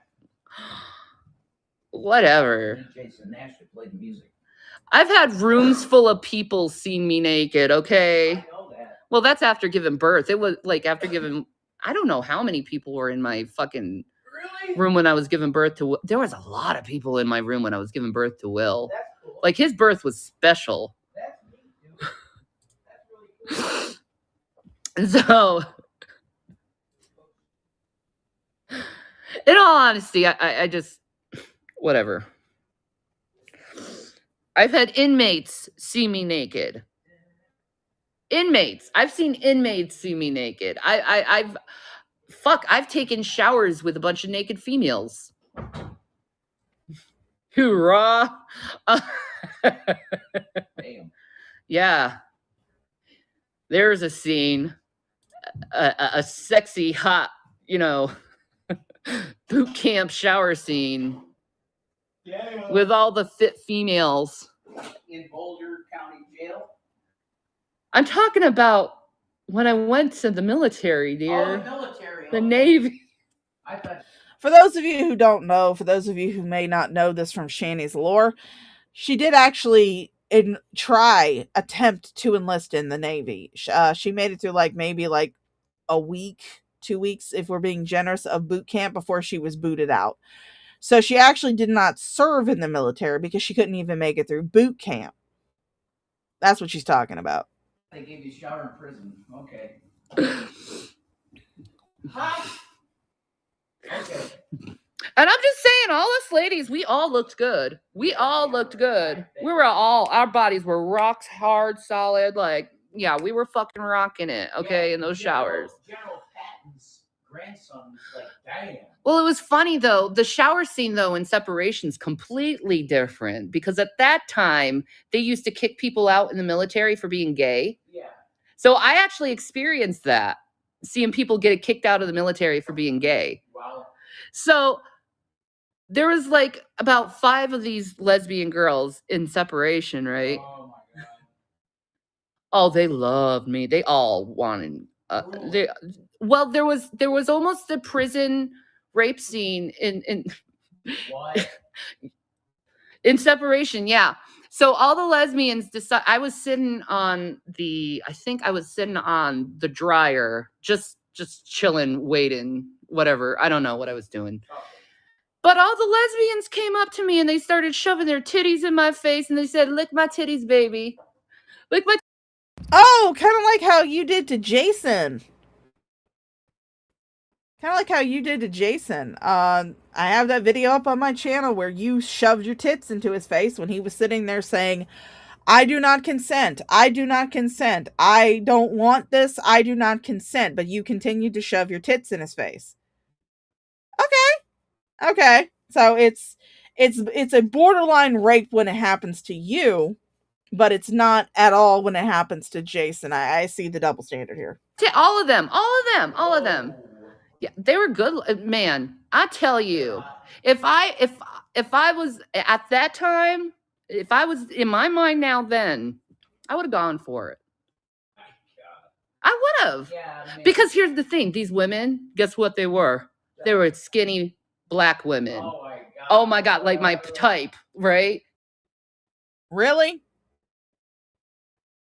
Miss N-word lover just wanted a skinny black lady. Okay, sure. I will take things that never happened for 500, Alex. They were my type. What the fuck, Shannon? You had a chance to have some fine ass fucking black women and you just was no, I can't, I'm 17. Okay. Dumbass. Anyway. Now, sorry. I'm eating a cookie. There are people who say that Shanny's story about being in the military is a lie due to the fact that she claims that she went in when she was 17. Now, there actually is some standard for being allowed to enroll in the military when you are underage. Shanny had been expelled from high school. She never finished high school, for those of you who are wondering. Never finished it, never got her GED, never did anything. She got expelled from high school when she was 17 because she had lied about a gang rape. I'm just going to go ahead and say it. YouTube can kiss my ass. She had lied about a gang rape, and she had also lied about saying one of the teachers had raped her. So she was expelled from school because there was an investigation done. There was no evidence, no proof found, nothing that they could go on other than Shanny's story. So she was expelled. There is precedent for allowing someone who has been expelled from high school to enter the military when they are underage if they have permission from their parents.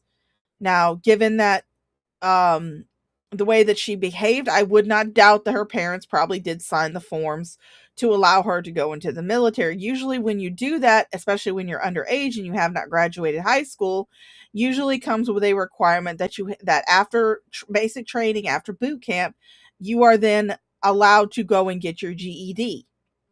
That's usually one of the requirements, is that you have to go get your GED. Yeah, I know. Look at all the teeth. Like I said, that's usually how you can age a Shanny video. Just count the number of teeth that she has, like rings on a tree, except for in reverse. The less teeth that she has, the more recent the video is. Whereas with a tree, the more rings it has, the older it is. Well, no, I guess that is just like a tree. The more teeth she has, the older the video is. But words are hard. Shut up. But so there is a precedent for someone going into the military if they have not graduated high school and they are underage. It does require parental permission. And it usually comes with the requirement that after you finish your basic training, after you finish your boot camp, you have to go and get your GED. But Shanny did not finish boot camp. She was in there, like I said, for a week and a half, maybe 2 weeks. And then she was booted out. So there is precedent. So that's not a reason to doubt her saying that she tried to enlist in the Navy. That's not enough of a reason, because there is precedent for being admitted to the military when you're underage. Could have had some fine ass black women. Damn. Most people don't have to go to court because they can behave themselves. Can you, Sam? Because you're blocked. I don't hang around with your crew no more. Yeah. R2 just zapped Sam. Yep. You hear that? R2 said, peace out, bro. Anyway, back to my sexy fucking 5-girl orgy thing in the bathroom of separation. Yeah, they got this one couple she was married to a dude too, right? They got kicked out because they were giving each other head in the bathroom stall when everyone was sleeping. Oh my god. Mm-hmm. Wow. Holy shit. And every night their beds were right next to me. For some reason, I don't even know why they placed them. They placed them on the same bunks. Why are you placing these girls on the same bunks when you caught them giving each other head? Yeah, so anyway, that doesn't make any sense. Every night you'd hear it. Every night. Hey, honey, tonight will you do me? And baby, I can't do tonight. I got my period. I'll do you though. Okay, baby. Wow. Again, I will take things that never happened for 500, Alex. In this instance, I believe she has gone from taking other people's life stories and incorporating them into her own lore to just watching Pornhub and incorporating the quote-unquote storylines into her own lore at this point in time. Hey, you know what? Say anything you want, okay? I've been in trouble a lot of times in my life, but sometimes getting in trouble and going through bizarre fucking scenarios can be very fun and funny and interesting. I tell you, if I heard that shit in the bunk next to me, It's a little bit more interesting than doing the 9 to 5, Hey, I would much rather have a 9 to 5 and have a boring life than to experience anything that you have experienced. I would not want to be known as someone who is constantly lying online and who went to jail for beating my significant other. Mostly because my significant other, my wifey, my bestie, she would definitely beat my ass back. So yeah, I don't want that. Hey, Charlie, doesn't jail food suck? Oh my God, it is so... Charlie wouldn't know because she didn't stay that long. She was not in jail for a full day or night like you were. She went up there for a few hours, took a mugshot, got processed, got a new court date, updated the address so the court papers wouldn't get lost, and then she went home. It wasn't like you being led up there in handcuffs and having to stay up there for a full day and a night. Plain. There's no spice on it. It's so plain. It's like everything seems watered down. No taste, no flavor, nothing. It's disgusting. I know. I know it's deliberate.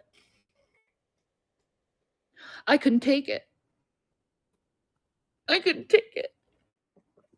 You see, this is a mango smoothie. This is nothing but mangoes, like cubed up and like put in a blender. And water and ice. Yeah, and water and ice. Mango, water, and ice. Yeah, it's so simple, but yeah, it's flavorful. And it's shy as shit for caffeine. I will explain this much. A lot of times, food that people complain about, like, hospital food, airplane food, jail food, the reason why they keep it bland is because they have to try and accommodate as many diets as possible. That's why usually whenever you get food in a hospital, it doesn't have like any seasoning on it, because you're getting food that is meant to cater to different types of people who have different types of tastes. That's why they usually include salt packets, pepper packets, or in my case, Mrs. Dash, so you can season the food yourself. Because you might like something that is spicy. You might be able to tolerate something that is spicy. You may be able to tolerate something that has sodium in it. You may be able to tolerate something that has pepper in it. Does not mean that the person who is in the bed next to you in the same room can tolerate the same shit. That's why hospital food, airline food, jail food typically tends to be very bland and unflavorful. Because there's going to be multiple people who cannot handle the same level of spice or seasoning that you can. So you get the option to season it yourself. I would do you, Shanny, you sexy beast. Nice. What the hell was that? The fuck was that noise? Is that a die? I don't know. Maybe. I don't care. All right, guys. Mama Shaw's home. I'm going to dip for just a second. I am going to leave you guys with some songs. I will be right back. Well, he sneaks out late from a riverside tent, leaves behind Shanny. Now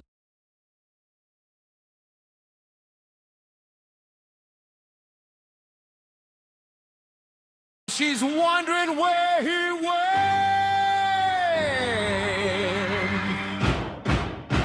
No note, no trace, just a cold camp stove. Tell me, where in the world did Jason go?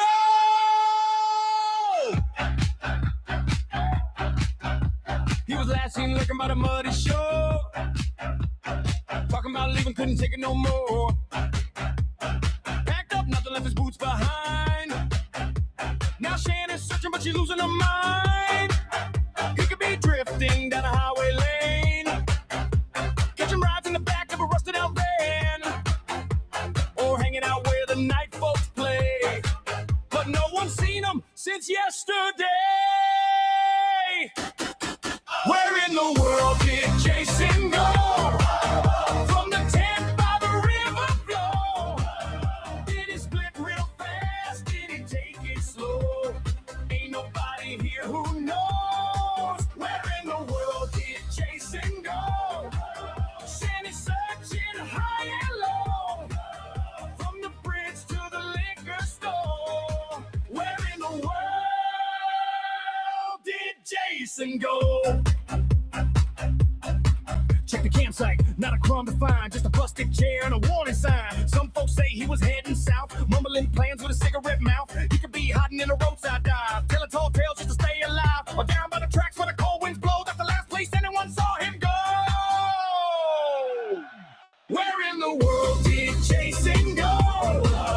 From the tent by the river flow. Did he chase some dream or dodge some blow? Shanny really needs to know. Where in the world did Jason go? Every clue's a dead end show, from the woods to the corner store. Where in the world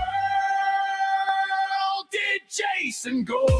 Did he hop a train? No one knows. Did he change his name? Maybe so. Was he spotted in a bar downtown or sleeping in a cardboard town? Every lead just falls apart. Now Shanny's got a heavy heart. Follow the trail, don't move too slow. You gotta find where Jason goes. Where'd he go? Nobody knows. Left the tent. Where'd he go? river. Go without a trace. Vanished right out of that place. Where in the world did Jason go? From the tent by the river flow. Did he fade away or steal the show? It's a mystery we all want to know. Where in the world did Jason go? Shanny searching high and low till she finds him, don't you know? She won't stop till she finds where Jason goes. So if you see him, don't delay. Tell Shanny where he went today. Hey! Hey! Hey! Hey! Under the bridge on a Saturday night, crowd all yelling, let it fight! Big boots stomping, trash cans ring, everybody shouting, here comes the swing! Shanny, Jason, Shanny, Jason, swing those fists, don't you quit! Shanny, Jason, Shanny, Jason, everybody yelling, this is it! Headstrong, homicide 2026! Headstrong, homicide 2026! Clap, clap, stop, stop, headstrong, homicide 2026! Shanny shouts, I punch the pimp. Crowd goes wild, lights go dim. Jason yells back, I cuddle the dude. Everyone screams, that's the fun. Shanny swings like a wrecking ball. Jason takes hits, but he won't fall. Shanny, Jason, Shanny, Jason, swing those fists, don't you quit. Shanny, Jason, Shanny, Jason, everybody yelling, this is it. Hot Slam, homicide 2026. Hot Slam, homicide 2026. Clap, clap, stop, stop. Hot Slam, homicide 2026. Who got the fist? Who takes the hit? What's the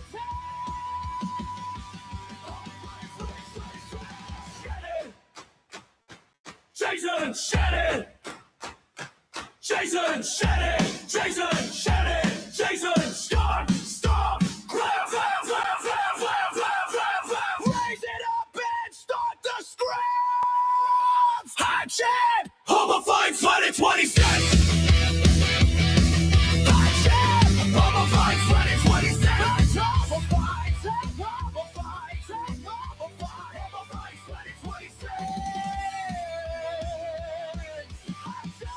Homicide 2026!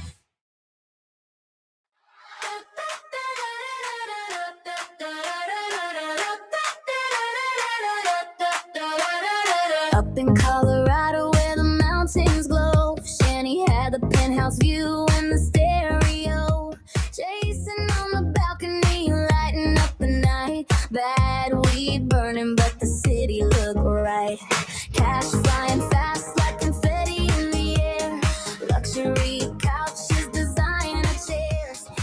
Every day felt like the Saturday scene. Living real loud on a reckless dream. But the money ran out like a song on repeat. Highlight faded to the sound of cold streets. Now they're live on YouTube in the rain tonight. Neon glow from a phone screen light. Hey chat, can you help us out? Pizza and Dr. Pepper, hear them shout. From Colorado high to Pennsylvania storms. Cardboard signs and borrowed norms. Still laughing loud through the thunder and weather. Dreaming of pizza and Dr. Pepper together.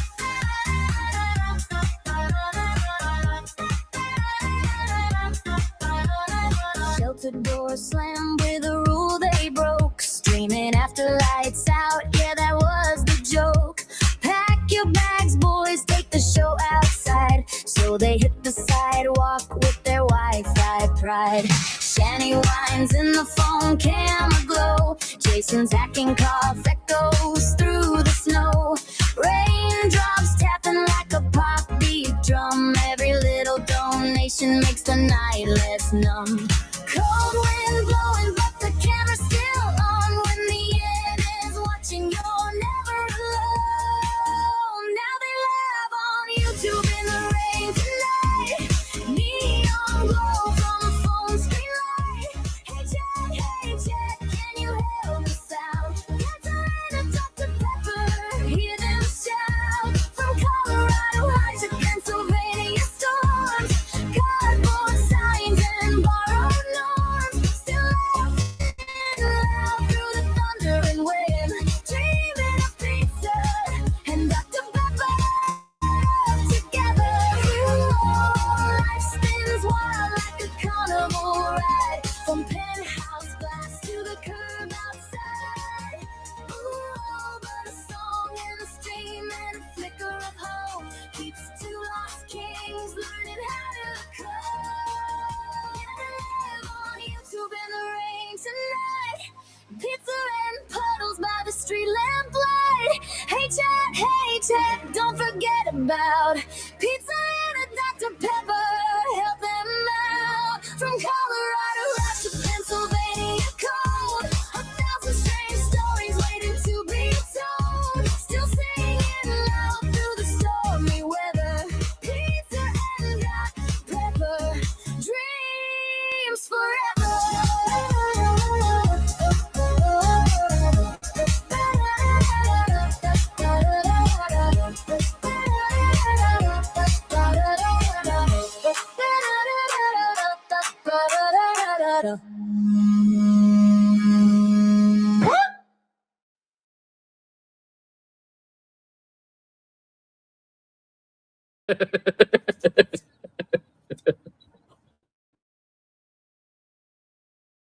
I had a cookie in my mouth. Yeah, sorry I had to step away, but it comes between streaming and Mama Shaw. Mama Shaw gonna get it, but she just needed a little bit of help to get into bed. You know, she's not feeling good right now, but she's all settled now. So yeah, a little bit before she starts annoying me again. Let's get back to this shit show.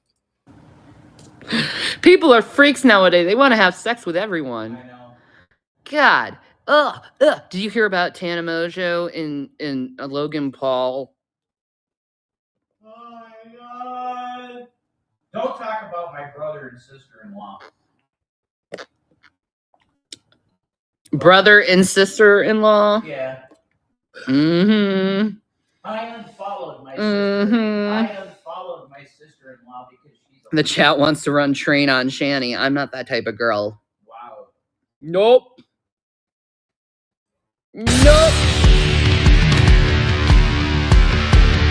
I'm pretty sure in my bisexuality that I am 95% lesbian. So I'm the 5% of hetero. yes, you are the 5% of the hetero because you give head And enjoy it. and enjoy it. Yeah. Okay. So no, I don't want to be trained by penises. If you want to train me with tons, that would be fine. But I mean, Wow. Oh. No, Shanny, I'm sorry, but Jason is the only one that can actually deal with the acid that flows out of the gray. So there's only 30 of us.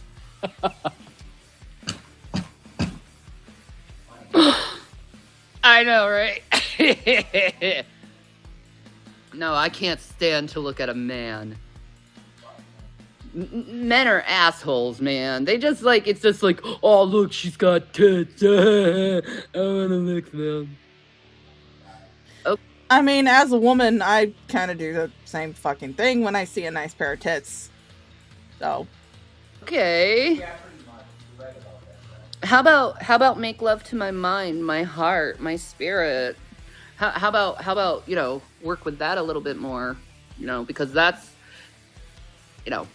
That would be something that would be more suited for an actual, like, relationship when it comes to things like a one-night stand or a, you know, surprise sexual encounter. People tend to mostly go by looks. looks is the first thing that will attract someone to another person. Typically, anyway, in a majority of the cases. Usually, the first thing that a person is attracted to is going to be their looks. So yes, a lot of people, if they see a nice pair of tits, they're going to be like, oh shit, those are some nice titties. But a relationship, on the other hand, is something where you can develop that, you know, loving of the mind, of the soul, of the spirit. I'm not going to knock somebody who likes to go out and get fucking banged every night by a random dude. I'm going to encourage them to do it safely and to make sure that they use protection and they keep up with getting themselves tested for STDs just in case. But I'm not going to knock somebody who enjoys doing that. But when it comes to instances like that, it's going to be the physical attraction, not the mental attraction, not the spiritual attraction. It's going to be the physical attraction. Colors get me off, baby. That's what you liked about me, right? Because I was like, you were like, oh, he's so sweet. Yeah, you made love to my mind and my heart. You courted me. You treated me like a lady. Yeah. That's awesome. And then when I was in your arms, you ravaged me, and it was like, yes. And again, I'm eating some cookies because I haven't eaten anything all day. I was one of those unfortunate people who was actually subjected to your only FUPA content. I didn't see any ravaging going on. I mean, I saw you piss in his face, which, I mean, if you're into water sports, have fun. But I saw you piss in his face. I saw that his dick kept going soft every single time he tried to fuck you. Or any time that you decided to give him head. His dick would go so soft. It would just flop over. But yeah, I didn't see any ravaging. Also, you can sit there and say that he treated you like a lady, but you guys were having phone sex while you were still married to your last husband, Chris. You guys were having phone sex. And apparently, allegedly, according to testimony, the phone sex got so spicy, so heated, so erotic, that Jason broke his phone licking it. I don't know how one does that, but apparently Jason was able to accomplish this. I ravaged you. Yes. All right. I am a pansexual, okay? I fall in love with minds and spirits, not with bodies. I'll tell you, there are a couple women, though, I am in love with. Trisha Paytas is one. I'm in love with that girl, always will. Shanny, what you just described more aptly goes with the term demisexual. Usually, demisexuals are ones who do not feel a sexual attraction to someone until they've gotten to know that person. A pansexual can be just as slutty and just as horny as everybody else. They do not require getting to know someone before they find them sexually attractive. It just means that they are attracted to people mostly based on a physical sense. It doesn't matter what their gender is or their gender expression is. They can find trans men attractive. They can find trans women attractive. They can find natal men attractive. They can find natal women attractive. They can find demi-boys, demi-girls, non-binaries. They find those people physically attractive. So what you just described more fits with the term of a demisexual. Someone who does not find someone sexually appealing until they have gotten to know them as a person. Don't matter how angry I get at her, I will always be in love with Trisha Paytas. Oh, I would love us to have a 3-way relationship. That would be amazing. God. Another one is Divaology. I love Divaology. She's beautiful. She's black. She's got those nerdy glasses that are so cute on a little black girl. Just like you just want to nibble her all the way. All right. Just like, and then. Huh? Go ahead. Waiting for you to add one more person to that. Who? You know who. Who? Think about it. Who else am I in love with? Well, you had a love affair with her for like a month, I guess. Who? And then she stopped making content. Searing Cove. Oh, Searing Cove. I'm not into Searing Cove. You were. No, I'm not into Searing Cove like that. Well, then you were. I would kind of hope that you would be in love with Jason too, but we all know that you're not actually in love with Jason. You were just in love with his money. And now you're in love with him because you know that there's nobody else is going to take you. Appreciate her tattoos and her body and how beautiful she is. And I love her mind and all, but I'm not in love with her at all. Well, you were for a moment. No, I'm not in love with her. I was watching her content. That doesn't mean I'm in love with her. You said, okay, well, you said it. Well, anyway. The three-way relationship, you said that about her. Yeah, I was just wondering how you felt. Oh, that's what that was about. Yeah, it was a test. Oh, you freak. Okay. All right. That's fair enough, fine. Because every time you saw her, you were like, whoa. No. Shanny, we all know that if you ever got into a three-way relationship with another woman, you would not let Jason touch that other woman. He would be tied to the cuck chair, watching you two go at it. Same thing if you ever got into a three-way with a man. Jason would be no way involved. He would be in the cuck chair because you're not going to let him experience a sexual instance with another person. Because you know that once he gets the taste of some really good pussy, your ass is going to be out on the road. I love you. Can I have a kiss? Yeah. There's no children here. I know there's no children. That's why you're nude. Your children were in the house. Yeah, that's a good point. I wouldn't be nude. No, you wouldn't. Give me a kiss. No. Sorry, I muted myself because I was pouring me some root beer. Oh no, those boys were 100% in that house. They may not have been in the room, but they were in that house because, again, this was 2020, and they were in the last townhome in Colorado. So, and at this point in 2020, a lot of schools were starting to go to the online schooling. So, yeah, the boys were in the house. In fact, her youngest child, his bedroom was right next door to Shanny and Jason's, with no buffer. There wasn't even like a bathroom between the two bedrooms. It was wall to wall. So he could clearly hear everything that these two idiots were saying through the fucking wall. Not too dirty. Sorry. Because, oh my god, demonetized for kissing. Yes. Jesus Christ. They have kissing like that in Disney movies, dude. Come on. They don't want to see us really kiss. Maybe you do want to see us really kiss. Onlyfans.com. No, you don't have an OnlyFans. I could have an OnlyFans. I bet I could get some money. Who would buy my OnlyFans? Listen, tell them. Spoiler alert, they did actually open up an OnlyFans, which is why I refer to it as OnlyFupa, and it did terribly. Because the idiots decided to post their OnlyFupa content onto Pornhub. And then it got yoinked off of Pornhub and put up onto a Twitter account, which is called Sexy for Christ. Do not look it up. Actually, go look it up. You'll be amazed. It's amazing. It's a wonder of the world to go look at Sexy for Christ. But yeah, their OnlyFupa content did absolutely abysmally because everybody was laughing at him. They were laughing at Jason and his baby carrot, which could not maintain a chub if its life depended on it.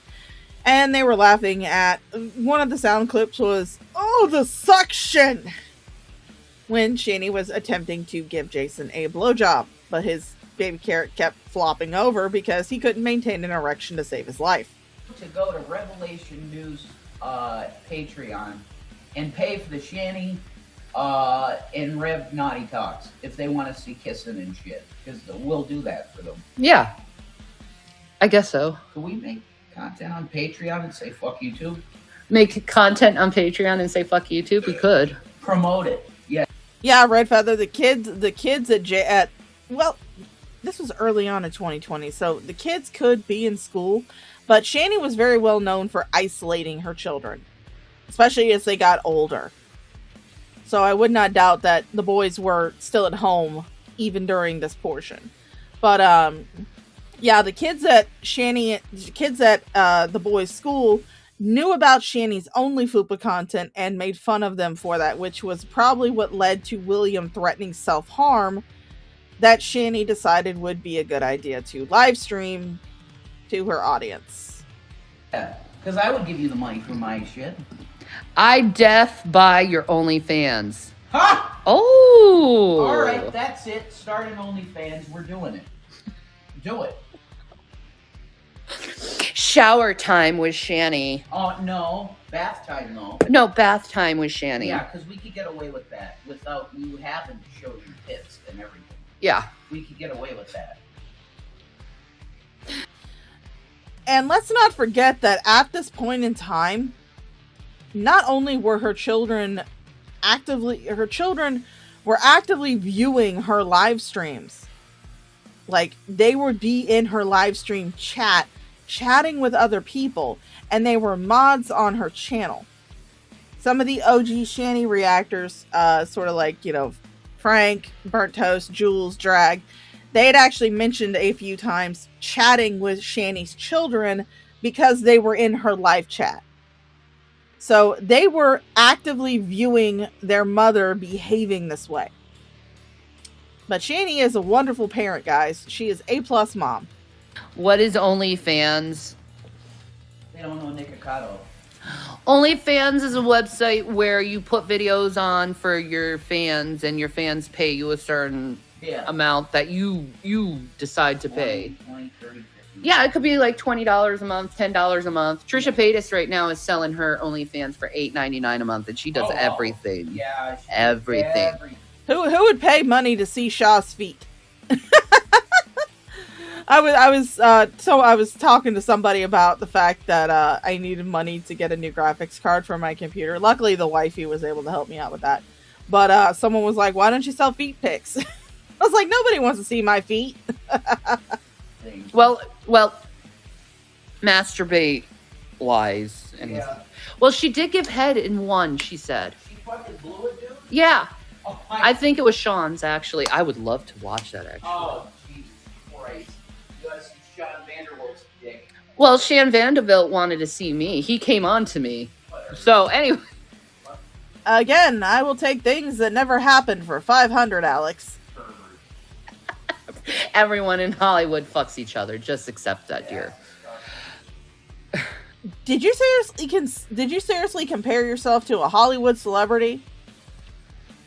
Shanny, no. Even at this point in time, you were a Z-list celebrity at best. You were way down the totem pole. You were more infamous than famous. Sock account! What? I think we want to see you and Rev go at it. This is becoming a thing now. I know, right? All right. We could tell them the one time we weren't online, but I was watching the camera, and it looks good. It does look good. I just need to get a little bit slimmer in the gut area. Or maybe you could just go in what God gave you as and just make money. I'm comfortable with the way I look. Yeah, because at this point in time, Jason actually had padding. He was actually a little chunky boy when they lived in Colorado. He didn't start getting emaciated until they got to Pennsylvania. So yeah, he was a little bit of a chonker. I just, for other people, Yeah. It would be nice if I had a little bit of a spelter stomach. I want to see Rev eat Shanny OnlyFans mukbang. Oh my god, that's what we could call it though. Rev's mukbang. Rev's mukbang. Oh my god, that's nice.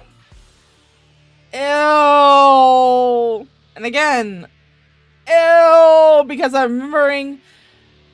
Oh no! God, I'm getting flashbacks.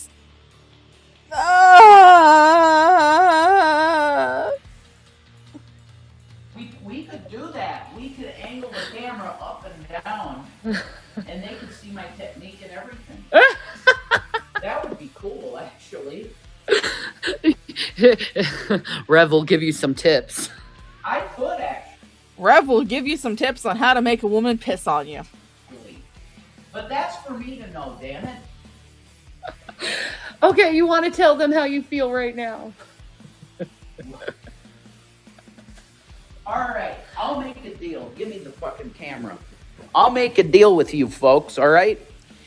Oh my god. As much of a shock as it is to see Shanny with teeth, it is a real big shock to see Jason like this. Holy shit, especially when you go compare him to pictures of what he looks like now. Oh my god. Whoo, the downfall is real. If you really want to know the Rev technique of eating out, we could do that on a Just Fans. But look, the only way I'm going to start to give He don't even wear his glasses anymore. those techniques and telling you how I do it is if you're giving Shannon $100 a month. Okay? Because seriously, I do know my shit with eating out because I studied it. Okay? Jason, you were a fucking virgin before you got with Shanny. You were a fucking virgin. So if you want those techniques, you're paying $100 a month to start. That's just beginning level. Okay?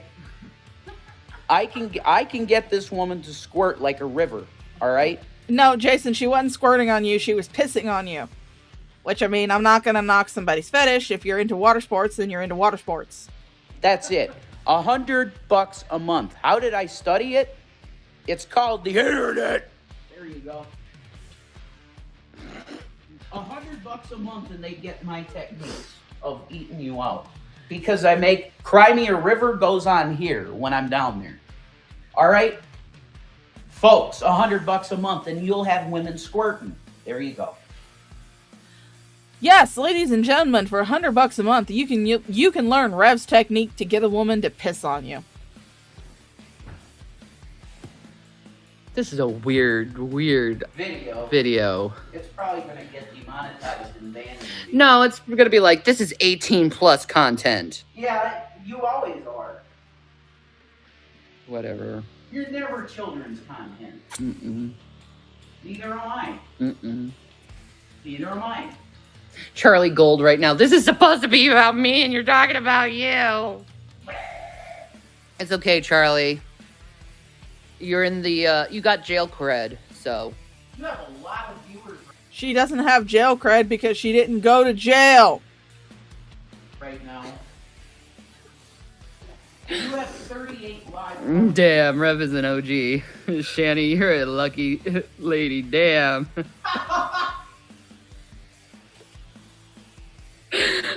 I am. I will teach them how to do it. I hit the gold mine, man. Baby. A man with money knows how to eat puss. Spoils me rotten. Fucking worships me. Yep. I hit the gold mine. As a matter of fact, I have to go right now to get your gifts. Oh yeah, Yeah. you got could, the Jeffree Star stuff, You could right? unbox them live Well, I don't know. if you want to. I'm not dressed. Well, no, not right now. But I mean, you could do that. You could end this hangout and make an unboxing video. We need late night talk streams. Call it Shanny and Rev After Dark. I like that. Shanny and Rev After Dark. Yeah, and you take a bath. I take a bath. Yeah, you're in the bath, and He is begging her to fucking take a bath. Oh my god. That's the only thing he can fucking mention now. That's the only thing he can fucking mention now is her taking a bath. He's begging her to fucking bathe. I could film you I from the shitter, because that's my spot, the shitter. And absolutely. How romantic. That is romantic. We could have a little candle in there. A little candle. We're going to talk dirty. We're going to talk about dirty stuff. How bubbles all over me. I'll bubble it up. I What? have to learn how to do that Onision thing where he's like, What an Isyan thing?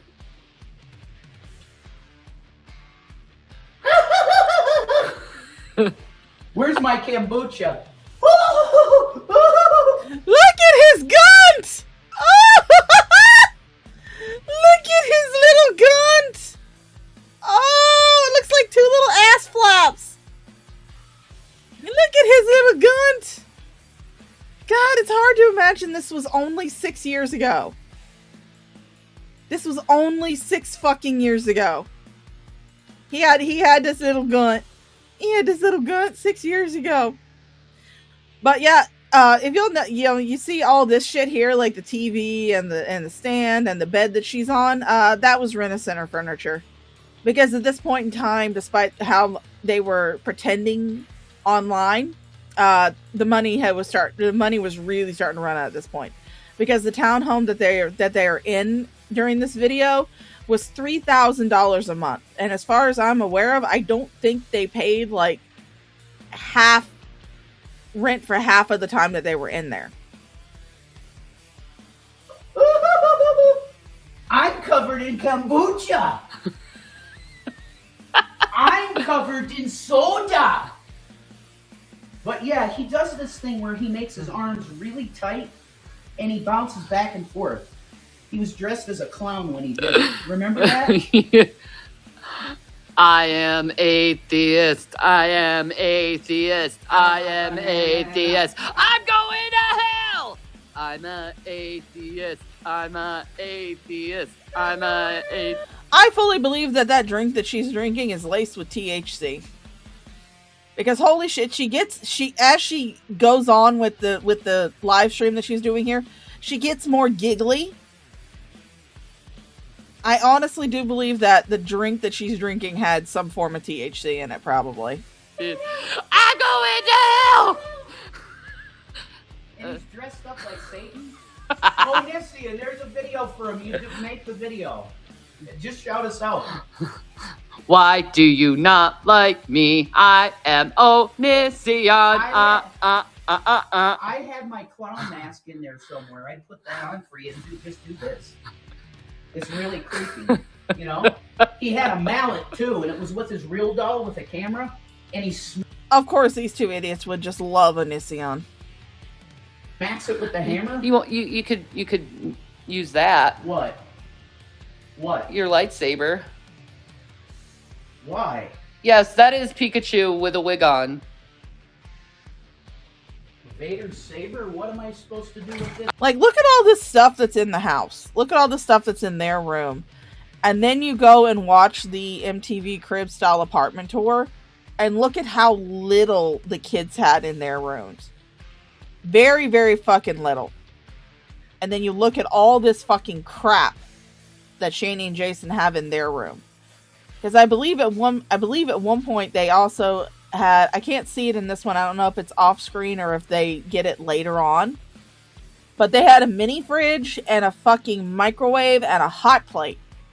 So that way they would not have to leave their room even to cook food. They would just cook food right there on the bed. I don't know. Huh? I don't know. What? What? Ow! See, that's how Vader's saber gets you. I'm not on the dark side, so I'm not supposed to wield this thing. But the Lord Jesus allows me to, but he burnt me with it this time, okay, folks? You want different stances. Okay, here we go. Here's the Jedi stance. Where's the hilt? Okay, like this. That's the Jedi stance. Vader's like this. He just holds it like this. Like that. Obi-Wan. Well, no, yeah, Obi-Wan's that. The Jedi stance. But that's the Jedi stance. You never see Vader hold it like that, do you? Because he knows that's how the Jedi hold it. He don't hold it like that. He's like, I hold mine like this. Or maybe it was just a stylistic approach from the makers of the movie to have them have different... People have different stances when it comes to just regular sword fighting. I mean, go watch Game of Thrones, and you'll see that when there's a sword fight, people hold their weapons and take different stances when there's a sword fight. Like in Game of Thrones, Arya Stark, she was trained in a different style of sword fighting than like someone like the Hound was, which is why a lot of people looked at her sword fighting, her sword fighting stance and everything, and they laughed at her because they thought it would look stupid. Because it was a sword fighting stance that was not typical to Westeros. even if you go watch fencing, people have different stances. So it could have just been a stylistic choice to have the main antagonist and the main protagonist have different sword fighting stances. God, you are fucking idiot. And I'm just gonna chop your fucking face off. I'll force choke you and then chop your head off. Vader, it's 2 moves, you're done. He force chokes you and then cuts your head off. It's over. That's some lightsaber tutorials, right? Oh, you want to show how little that gun is? What? See how little. Oh, God, yeah, okay. Here's my 1911, full-size 1911, all right? We're also living in Tokyo, Japan. Here we go. All right? Oh, Lord, is this around the time when they were trying to convince people that they were living in Japan? Because there was a time where they were trying to convince everybody that they had moved from Pennsylvania to Japan, which is where the whole joke about Colorado, Japan comes from. Now I'm going to shoot somebody. Boom, that shot it. Here's the clip, all right? You want to see the bullets? This might hurt a midget. There's the bullets. It's a mini model, folks. Okay? It's not a real gun. Okay? Thank fuck, because you do not need a real gun anywhere near you. But it's very cool. Okay? That's my 1911, folks. Grab him, Shanny. Mount the Revenator. Oh my. Wow. Rev looking sexy in the Reptar shirt. You like the Reptar shirt? Yes. All right. Oh, look at that ass. I'm looking sexy in the Reptar shirt, Rev. Don't you dare moon. I'm not going to move. Would I do that to your channel, honey? Possibly. Would I do that to your channel? Possibly. Never. Raw papers, Mom. No. Cigarettes. Rolling cigarettes. Okay, anyway. Raw papers. Yeah, they were not rolling any type of cigarettes with those things. They were rolling joints, because both of them were fucking potheads. I have to go get your gifts. All right, later, dear. Later. Okay. Oh my God, hi, Gavin. Anyway.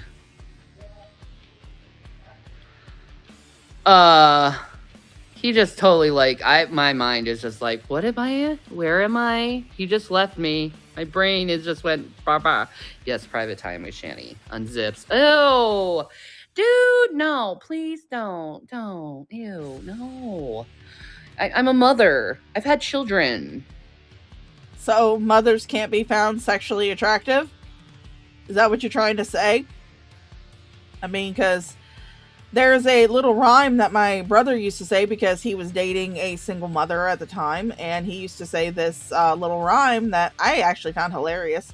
It goes, motherfucker, I may be, but the mother I fuck ain't kin to me. But what Shanny's basically insinuating that you shouldn't find mothers sexually attractive. So if you've had kids, I'm sorry, you are now sexually repulsive. So saith Shanny. No. I'm just in my blanket because I am perpetually having these horrible hot flashes. Like, you see how my face is getting red right now? There we are. No, you're also just not wearing clothes because you're lazy. And you don't want to put any on. Perimenopause is probably the worst thing I think I've ever gone through. Again, this was 6 years ago. Shanny has allegedly been going through perimenopause for that long.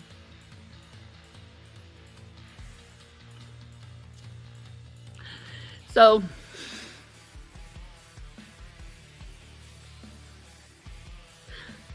he's coming up.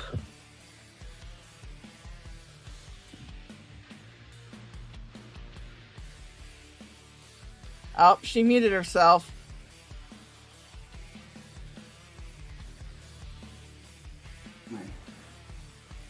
Shh, don't say anything incriminating. What? Don't say anything incriminating. Cue the crocodile tears. What? Are there any herbal supplements you can try to help with my perimenopause? All I'm doing is just sticking to a vegetarian diet. Are you okay, dear?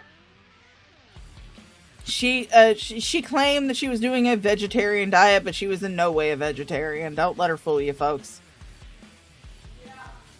What was the oh my god?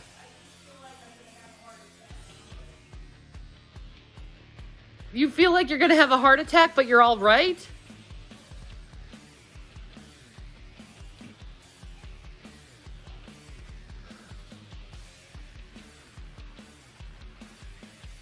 Well, hopefully he'll come back and live. Alright, so we have about 3 minutes left in this video. I think they're pretty much done, so we're going to move on. And we're going to move on to a wonderful side character in the Shanny and Jason universe that I like to lovingly refer to as the Skittles Wig. You guys may know him on YouTube as Loudmouth Hussy. I like to call him Skittles Wig, or the dollar store wig king, well, sitting on his welfare throne. Those of you who are joining me, those of you who might be coming up in on Rumble, those of you who may not know who this person is, just know that he's a piece of shit. And a lot of these clips are going to come from a channel called Sandy Banks, which is otherwise known as 21 VTubes, who is absolutely so much better at roasting these two than I am, but I'm going to give it my best shot. But let's go on, shall we?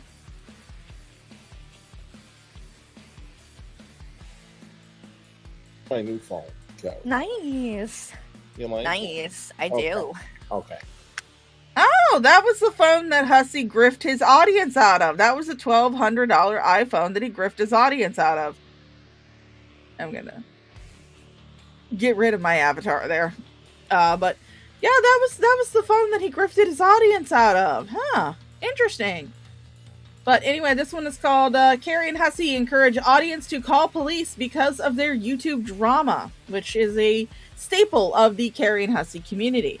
If you talk shit about them, or if you try to start drama with them, they will go IRL, call the cops, call your husband's job, and they will call CPS if you're someone who happens to have kids. They're a piece of shit. Oh. So, you guys, if you are being threatened, if you are being harassed, if you feel that Hecate is coming after you, you can report her to, let me get it. So, for those of you who don't know, or who are, again, new to this particular cow, he was having a back and forth with a person named Hecate, someone who happens to live in Canada. Hecate had made an allegation that Hussy was a predator. Hussy decided to then grift his audience out of $1,200 that he claimed was going to be going towards a lawsuit that was going to be international. Because again, Hecate lives in Canada. So his lawyer that he claims is his lawyer, I call it his Temu lawyer, as far as I'm aware of, can't practice in Canada. Is not approved to practice in Canada. So basically his audience bought him a $1,200 iPhone. This is very important. But yeah, he's trying to encourage people to, he's giving people the local police number around where Hecate lives in order to get people to basically swat her.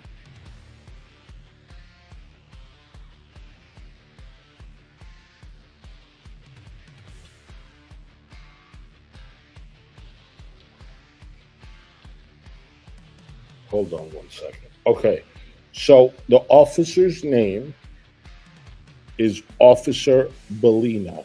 B-E-L-L-I-N-O.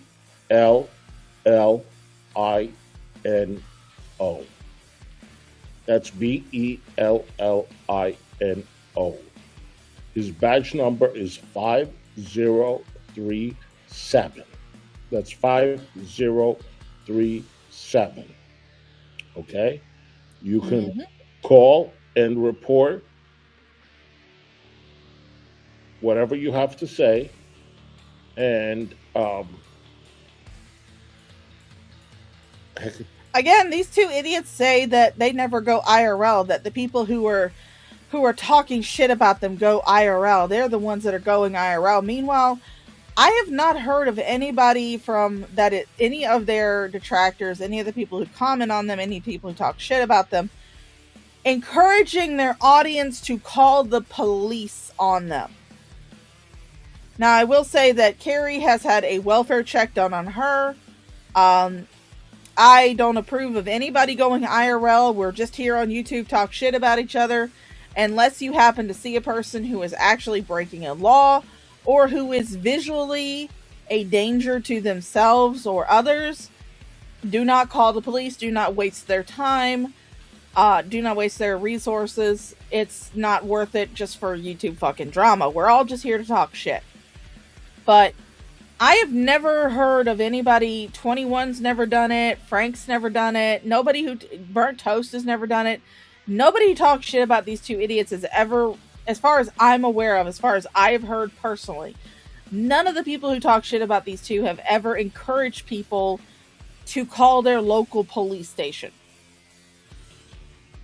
I've never heard it. But we're the ones that go IRL, guys. We're the one, not them. They don't go IRL. This isn't IRL. This is all a fantasy world, guys. They don't go IRL. I just have to tell you, you fuck with the wrong one. You fuck with the wrong one. I think it's hilarious too. Her stream. Oh, let me tell you. It can wait. It can wait till tomorrow. You know what I mean? I know. But listen. Don't. I would also like to say that in this moment in time, Hussy was absolutely fucking plastered, and he was talking about wanting to go out to the club to get even further plastered. And so that way he could, as a 60-year-old man, pick up 20-year-old dudes who are young enough to be his grandson. Let these low-life bitches drag you off the internet. No, it's You no. You belong here more than anyone else.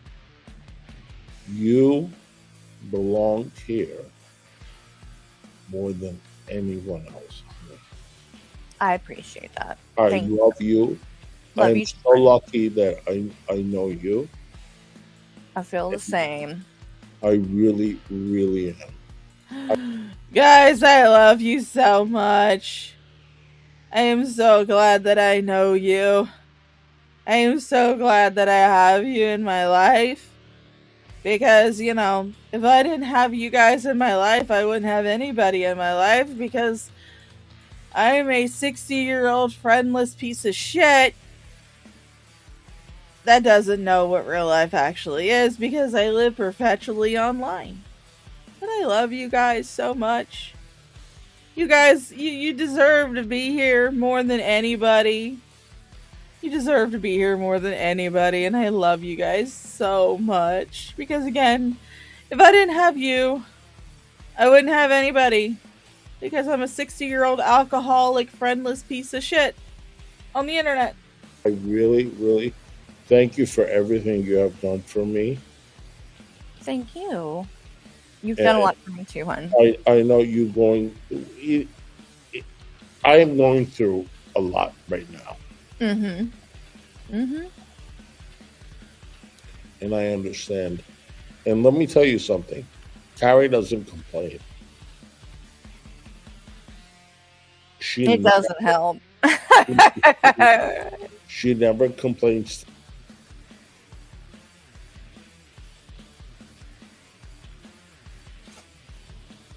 Oh. Hi, Michael Bull. We have a paper down. A Piper is down. A what? Down Michael, you know I'm drunk. Leave me alone. You sad situation. Are you going out tonight, Hussy? Yeah. I gotta get fucked. Oh, good lord. Oh, good lord. Well,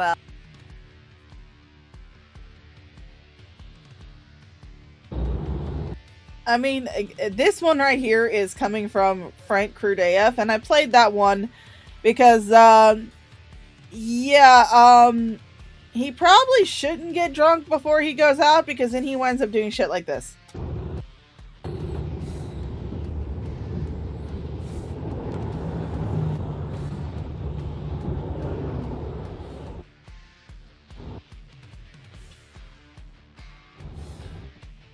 Oh, this is a damn disaster, and I know it.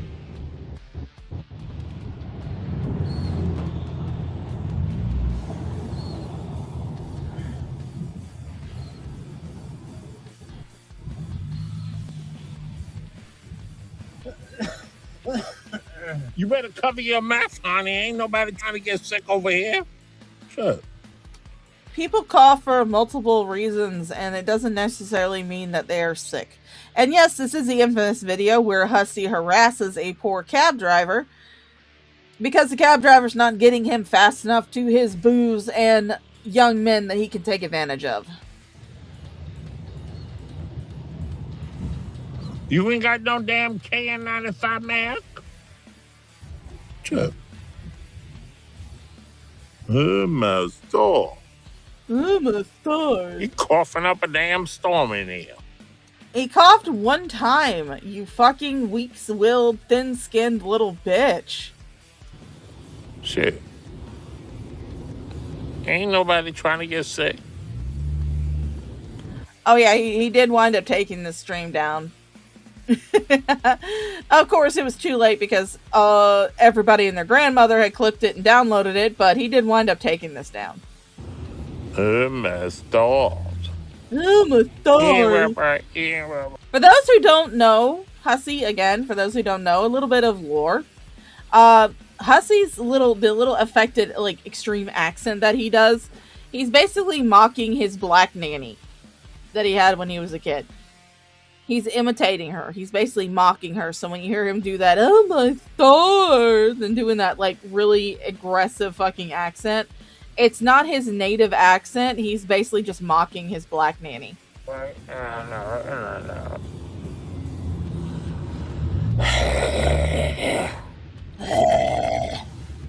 my stars. Oh, my stars. He ain't right. Well, now, you know what, sir? You make me really damn mad.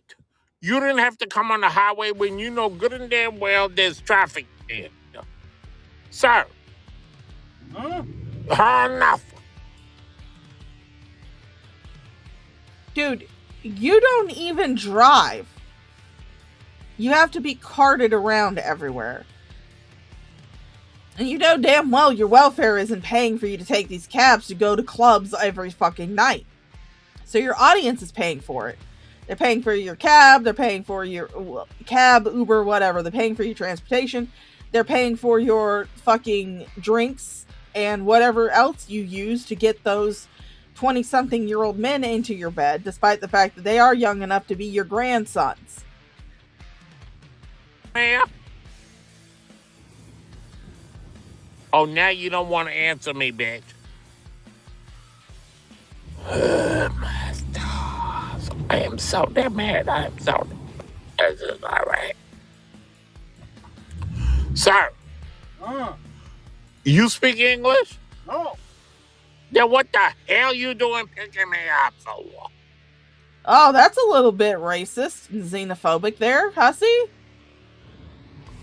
Why you came on a highway when you know good and damn well is bumping and bumping? How I know the traffic? Traffic not good? Because you got GPS in there. No. You got GPS in there. You know good and damn well. You could have went local. You don't know GPS in there? Yeah. Don't yell at me. Good. I hate people like this because Hussy was basically raised as a rich brat. And, yeah, he's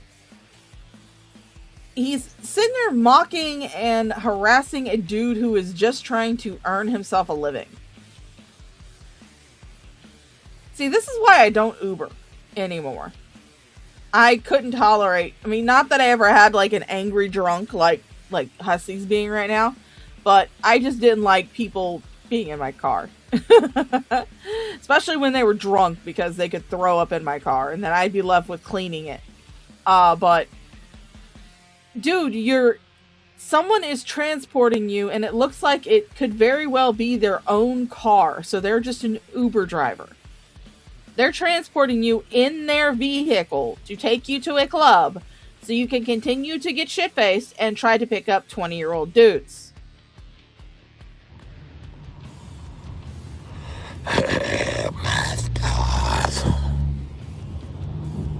I am so damn mad at you. Yes, I am. And you want me $30 to sit in this bumper-to-bumper traffic in the grid? No. No, I ain't doing it. You're a damn disaster right now. God, you barely understand what the fuck Stop. you're saying. Look. How long until we get there?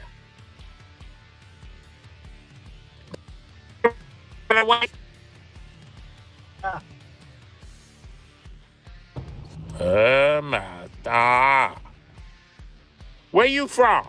From heaven. Well, you need to go back up there, bitch, because you don't know how to talk to people in the world. Yeah, man. Neither do you, and you were born in America. What the fuck are you talking about? You don't know how to fucking talk to people.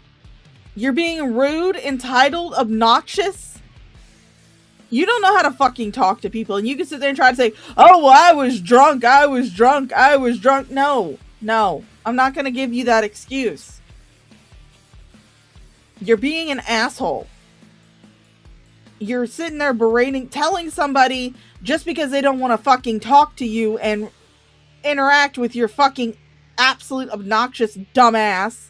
You're telling them they need to go back to wherever they came from because they're not talking to you.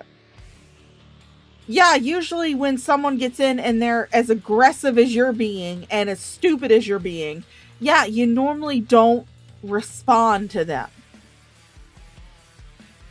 You normally do not respond to them because story time with Shaw. When I was doing the transport work for the city, I had a lady, and our first two interactions were really rough because the first time we interacted, I was brand new. I had only been on for like 2 weeks, and they decided to put me on my own route. And they, of course, being as new as I was was still figuring out how to get around town in the van and stuff, and I was running extremely late. And I did not know this person, so I did not know to pull up into her yard to pick her up. I was unaware of it. Well, she got on and she just spent the entire ride complaining. When she first got on, I apologized to her. I said, look, I'm sorry I'm so late. I've only been on for 2 weeks. I'm still trying to figure out, routes and shit. And, well, I didn't say routes and shit, obviously. I didn't say shit. But she just kept complaining and complaining and complaining. She even called Dial-A-Ride while she was in my van with me to complain about being picked up so late. Well, after the first initial apology, when I told her, I said, hey, look, I'm sorry I'm running late. I'm brand new. Only been on for 2 weeks. Still trying to figure out routes. After I said that, and she continued to complain, I didn't say a word to her for the ride. And when she went to get off, she turns around, she looks at me, she goes, oh, so you're just not going to say anything?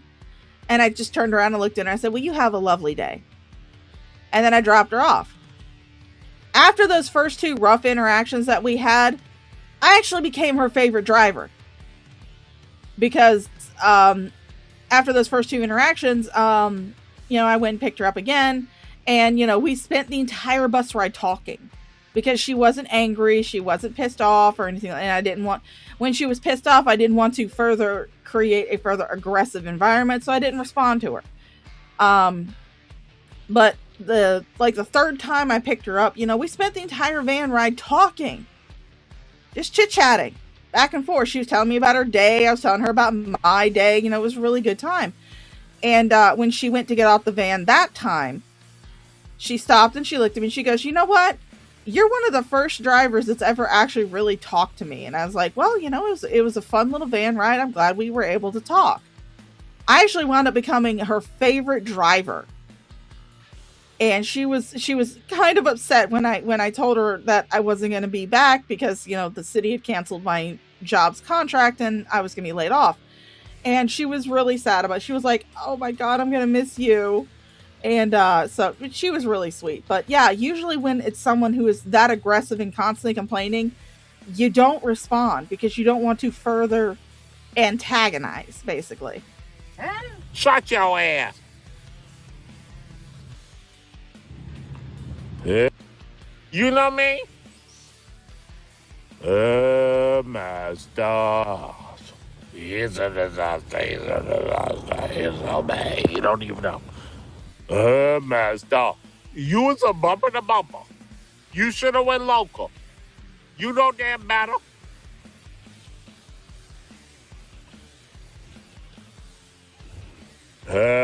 Master. Sir, how old is you? 25. Well, you need to go to bed. So do you 53-year-old man. Acting like you're fucking, trying to pretend like you're fucking in your 20s. You need to go to bed too. There was no reason for you to be this fucking drunk getting an Uber to go to a fucking club. To get further drunk. Absolutely zero excuse. 75. Yes, I know it. You need to go to bed. You 75 too old to drive in traffic. And I know. You need to take your ass to bed. Yeah. I know. My grandma was in her 90s and still driving. My great-grandma. My grandma herself is in her 80s and she still drives. But my great-grandmother, I don't think she stopped driving until she was like 94. And she actually made that decision. Because she had macular degeneration. She had the dry kind, so it wasn't the one that could be repaired. So when her eyesight got too bad, she willingly gave up her driver's license and gave her car to one of her daughters. But she drove up until she was like 94 years old. So don't give me that bullshit that a 75-year-old man can't be doing Uber. For all you know, Hussy, he's doing Uber to pay for his medications that he needs to live. I know it's something that is mind-blowing to you that people struggle to get medications, given that you get yours through welfare and you don't have to pay for them. But there are people out there who do side jobs like Uber and Lyft and stuff to supplement their retirement because their retirement is not enough to cover both their cost of living and their medications and their health care. So people often use side gigs like DoorDash, Lyft, Grubhub, Uber. They use those to supplement the income that they would have or that they do have at the time because their current income is not enough in order to cover their cost of living. So you are a fucking piece of shit, Hussy. You like to cuddle? That came out of fucking left field. He probably does like to cuddle, but not with someone like you. Sir. Hello? In fact, the only way that you can get someone to cuddle you is if they're like completely like hammered. Like about to pass out hammered. That's the only way that you can get one of those 20-something-year-old guys to cuddle you. Don't bother to me. I'm not bothering you, old bitch. I'm sitting in the back. I ain't saying shit. Do you? That's all. You've been saying shit this entire... What are you talking about? I'm sitting in the back and I ain't saying shit. You just told him to go back where he comes from. Because he's not talking to you. You've been obnoxious just about this entire fucking video. Like to cuddle? Are you gonna ignore me now? You don't hear well from your right ear? Yeah, hypocrite. I was reading your chat. I'm glad you got out of that situation safe, man. That sounds fucking scary as hell. Master. You's a damn disaster. I am so damn mad at you. I am mad at you, honey. And when I call taxi man, I'm gonna tell them masters that you took me on the damn highway and waste my damn time on. Oh.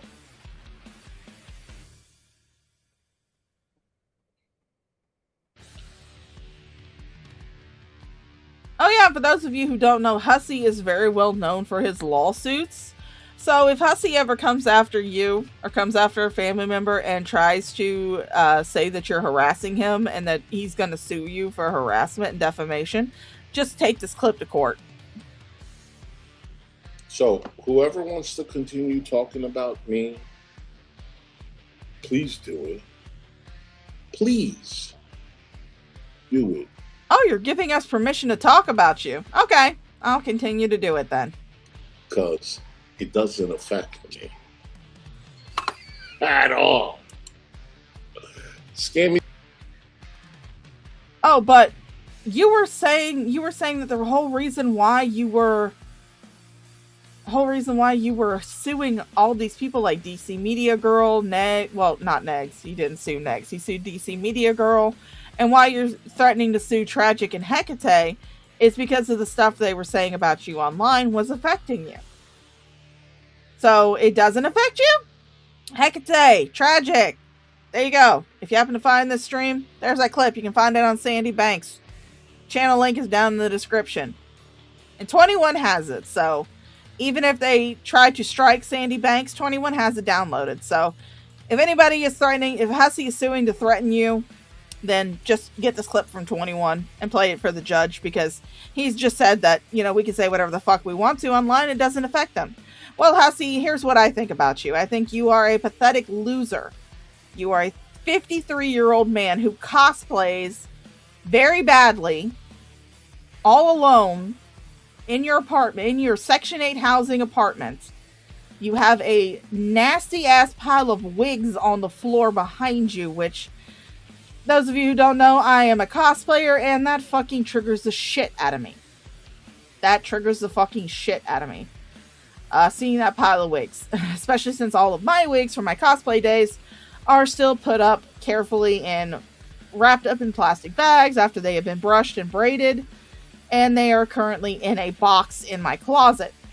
Because I take care of my fucking wigs. Even my cheapest fucking Amazon wig gets that same fucking treatment.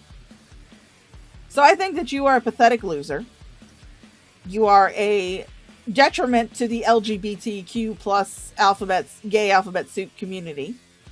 I think that you like to hide your eyes behind glasses and hats and wigs and shit to hide the fact that there's nothing wrong with your eyes. And the only reason you pretend to is because you don't want to work, because you were raised on mommy and daddy's silver spoon. And you don't want to have to work. Because working is for peasants, and you're not a peasant. I fully believe that you scam your audience. You scam them for $1,200 in order to buy yourself a new iPhone. I also believe that whenever you go out to the club, the only way that you could pick up on a 20-something-year-old man with your fucking ugly ass is if that person is completely and utterly hammered and cannot make any type of informed consent. I fully believe that you are a predator, but just because I say that you're a predator doesn't mean that I'm saying that you are preying on children or anything like that. I fully do believe that you are a predator. You are a financial predator. You are someone who takes advantage of other people's goodwill. You are also someone who takes advantage of the intoxication of much younger men in order to have them fuck you. Because anybody who is clear and sober is not going to want their dick anywhere near your crusty, puckered asshole. That's what I think. But, you can't sue me, Hussy, because according to your own fucking words, my words don't affect you. Hey! I have quality friends. I have small little friends. Okay? But they're quality people. I have family. I don't have parents, but I have aunts, uncles, and cousins. I have you guys. Between you guys, my relatives, my friends. What friends and what relatives? Every single time that you stream, you're alone. Whether you're going out to the club or you're walking down the street for a hot dog, you are alone. I don't see any friends. All I see is you. Your fat ass.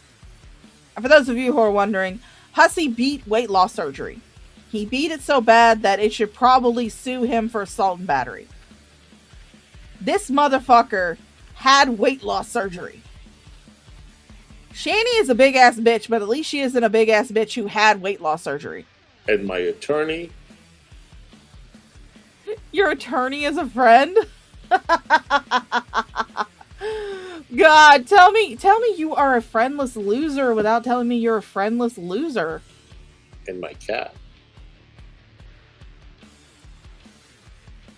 I'm not complaining. I'm not complaining.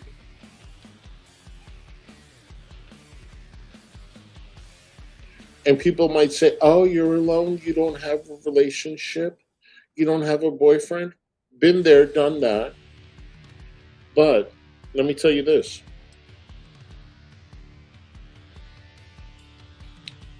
I have men. I don't have to eat the same cereal every day. I can have Cocoa Puffs today. I can have Fruit Loops tomorrow. I can have Cinnamon Toast Crunch the next day. And I can have Pops. What he's not telling you is that all of his choices in cereal are liberally and absolutely thoroughly soaked with a very strong alcohol.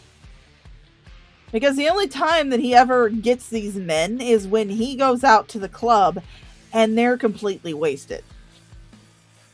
You have to eat your Lucky Charms every day. So basically you're saying that people who are in a stable, monogamous, loving relationship with someone who actually lives with them, supports them, understands them, helps them in life, you're saying that somebody who has that in their life is less than you because you like to go out to clubs and just fuck anything that moves. Fuck anything that is drunk enough to accept you. That's what you're saying. Bitch, you gonna want you if you are not a petri dish of fucking STDs, you are definitely gonna wind up being one. I'm saying that from experience, not personal experience, but for those of you who don't know, my dad, Daddy Shaw, he has been passed away. He's been deceased for 10 years now. He died in 2016. How he died was because he caught fucking HIV. Because when him and Mama Shaw got divorced, he decided he was gay. Well, he didn't decide he was gay. He was always gay. But it's not unusual for gay men to have opposite sex spouses or to even have families. It's not unusual, especially if they're from a older generation. A generation that is not so accepting of homosexual lifestyles. It's not that unusual. But he embraced his sexuality and he started, fucking a lot of people. And he was a fool who didn't have his bulls wrap their tool. Because, fun fact, Daddy Shaw was a size queen. But he wound up, unfortunately, contracting HIV, and that HIV did turn into AIDS. And he wound up passing away due to complications from that disease. Hussy, you continue just randomly sleeping with any guy who is drunk enough to accept you, and the fact that you are also plastered as well. If you're not a petri dish of fucking STDs, you are definitely a prime candidate for one.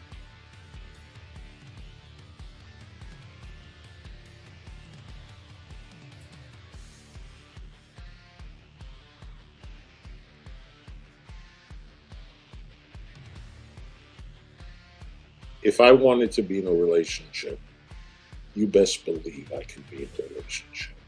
I'm going to call a big fat bullshit.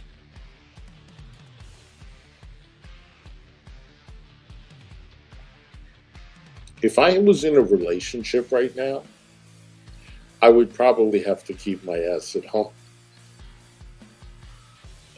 Why would you have to keep your ass at home? I was married for almost 10 years and my ex-husband, he went out with his friends. Hell, he would go out. He went out at least a couple of times when his friends were getting were getting married and they wanted to have their bachelor parties at a place that's nearby where we to town that's about hour and a half from where I live, closer to the beach. Because for those of you who don't know, I live in Florida. But he went for an entire fucking weekend. And I had no issue with it.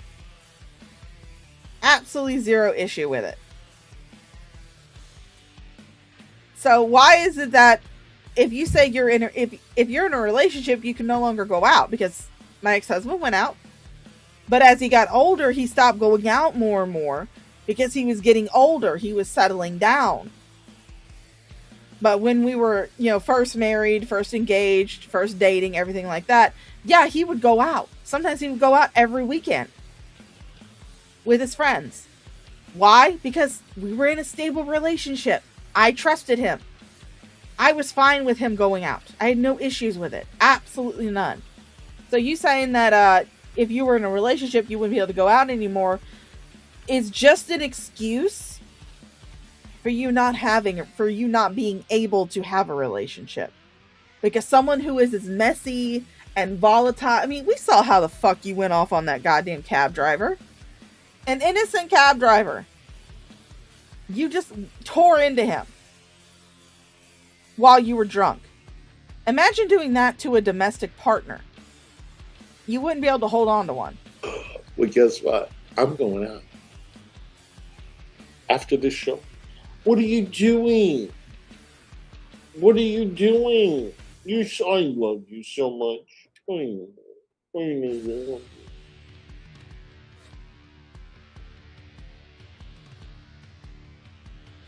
I thought Miss Hussy was going to the Captain. You guys, I've dated the best of the best. For real. I've dated my doctor. Yes. I've dated Yankee player's son. I've dated that guy that lived in the Osborne. Again, I will take things that never happened for 500, Alex. I've been with the hottest of the hottest, and I'm still enjoying my life. Right, Mary? No, again, you were just... Oh. Are we at the end of it? Let me sorry, my thing is being so slow. But yeah, we're at the end of it, so... But, I will say this much. Hussy, you were a pathetic loser. You have no friends. You live your entire life online. And you try to balm the fact that you have no friends and that you have no stable partners with your random one-night stands. It is very clear that you cannot hold on to a stable relationship to save your goddamn life. You can't.